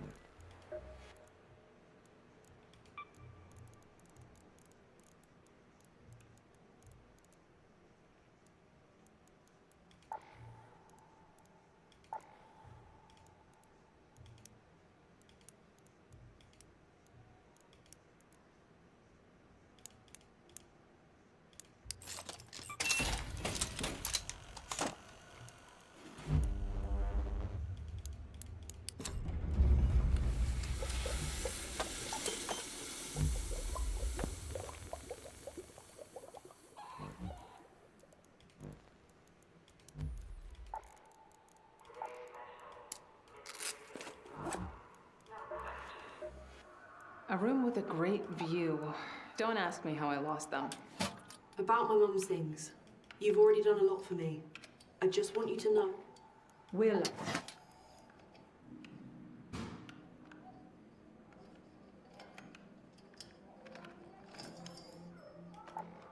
Don't ask me how I lost them. I set them down, got distracted, and only a room with a great view. Don't ask. I gave... We're lucky that they... A room with a...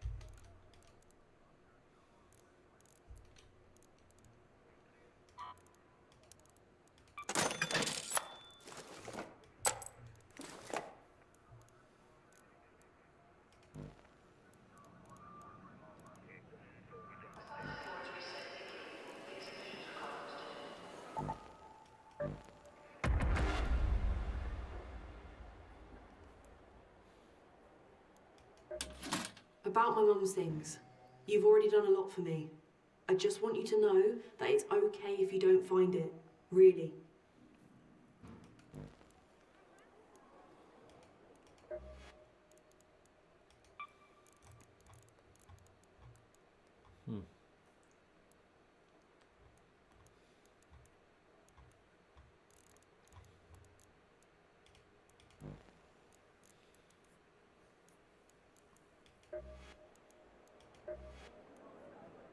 You? We'll hear out.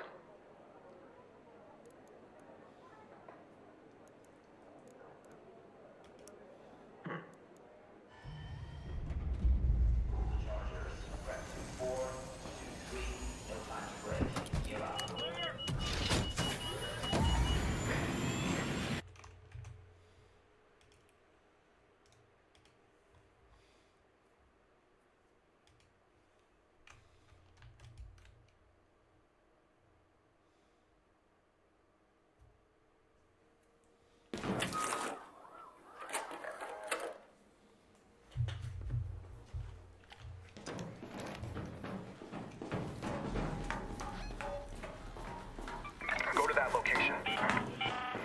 Shani here. Make sure you're well prepared before you face a Rocketeer head-on. Find solid cover and aim quick and true. A single misstep can be curtains call.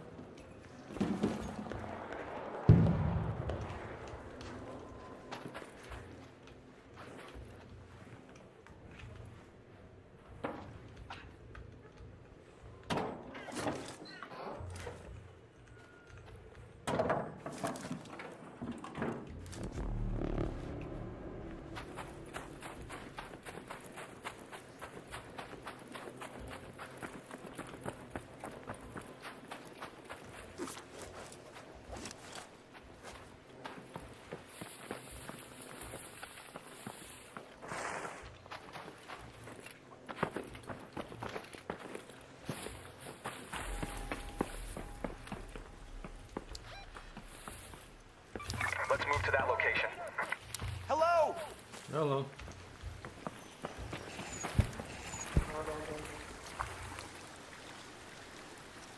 Somebody died at the exit. Probably Arts killed him, so watch out for Rocketeer.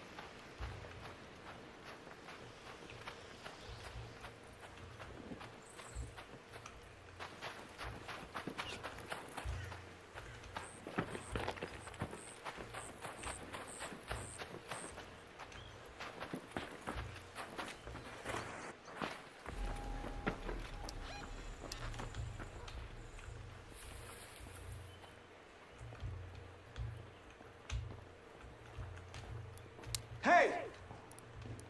Hello, Raider!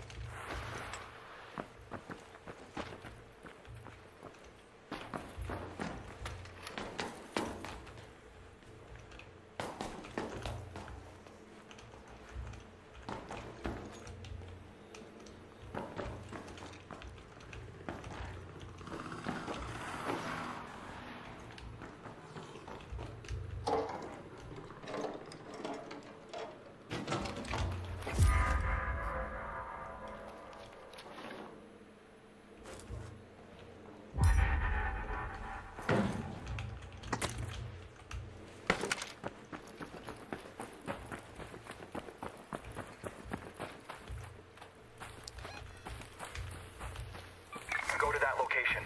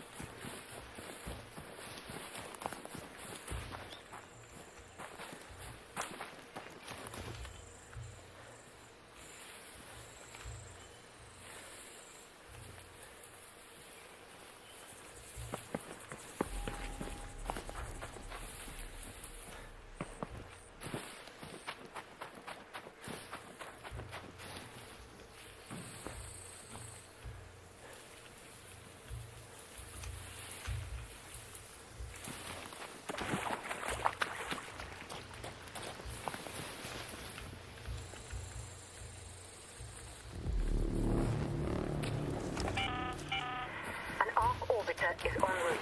The safe window is closing. 10 minutes to get out of there. I repeat, 10 minutes.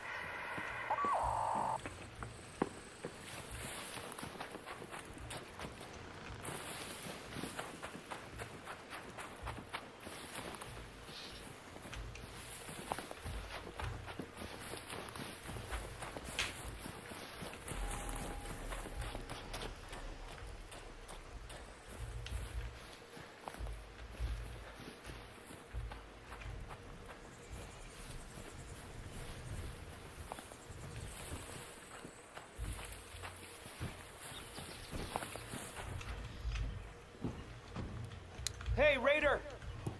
Hey there! Hello. Looking Suit. for the node to the mission. I think. Oh, I found it. Yeah, it's right there. So you need 2 diaries. You need you need to get 2 diaries out of. You know that? Yeah. Have you got the other one? No. I wasn't. Wait. Oh. You need it. Yeah, you need it. Okay. So look at the map. Look at the map. Yeah. It's Rider Outpost East, all the way up north. You see it? Yeah, I see. Have I to do this in one game? In one game. So if you extract okay. only one, it doesn't count. I don't think you can make it on time. Yeah, I think so too. Wait. Maybe. Oh, thanks. Thank you. So I'm not sure. You need 2, not 3. You can do it. I'll do it next time. It's fine. Okay, but I have to go there. Yeah, I have an extra key. Head home at the Baron's hatch. If you want to extract, Yeah, sure, why not?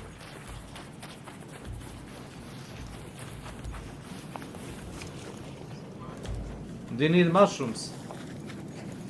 No. Oh, you already did it. Okay.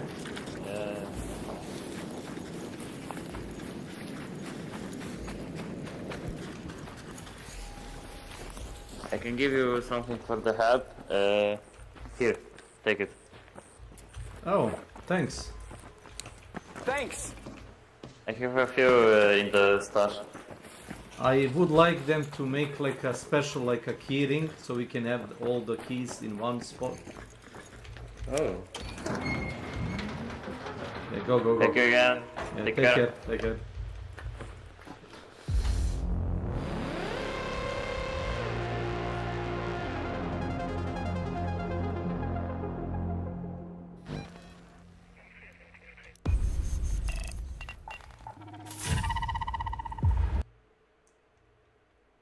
Fuck you, Celeste, and your 2 diaries. Fuck you.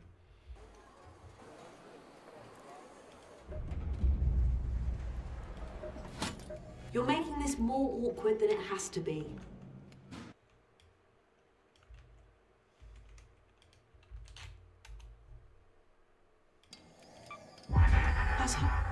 Don't ask me how I lost them. I set them down, got distracted, and only realized I didn't have them anymore when I got back here. Yeah. People always tell me I shouldn't bring my journals topside, but that's where all the best ideas and musings happen. Yeah. Sure.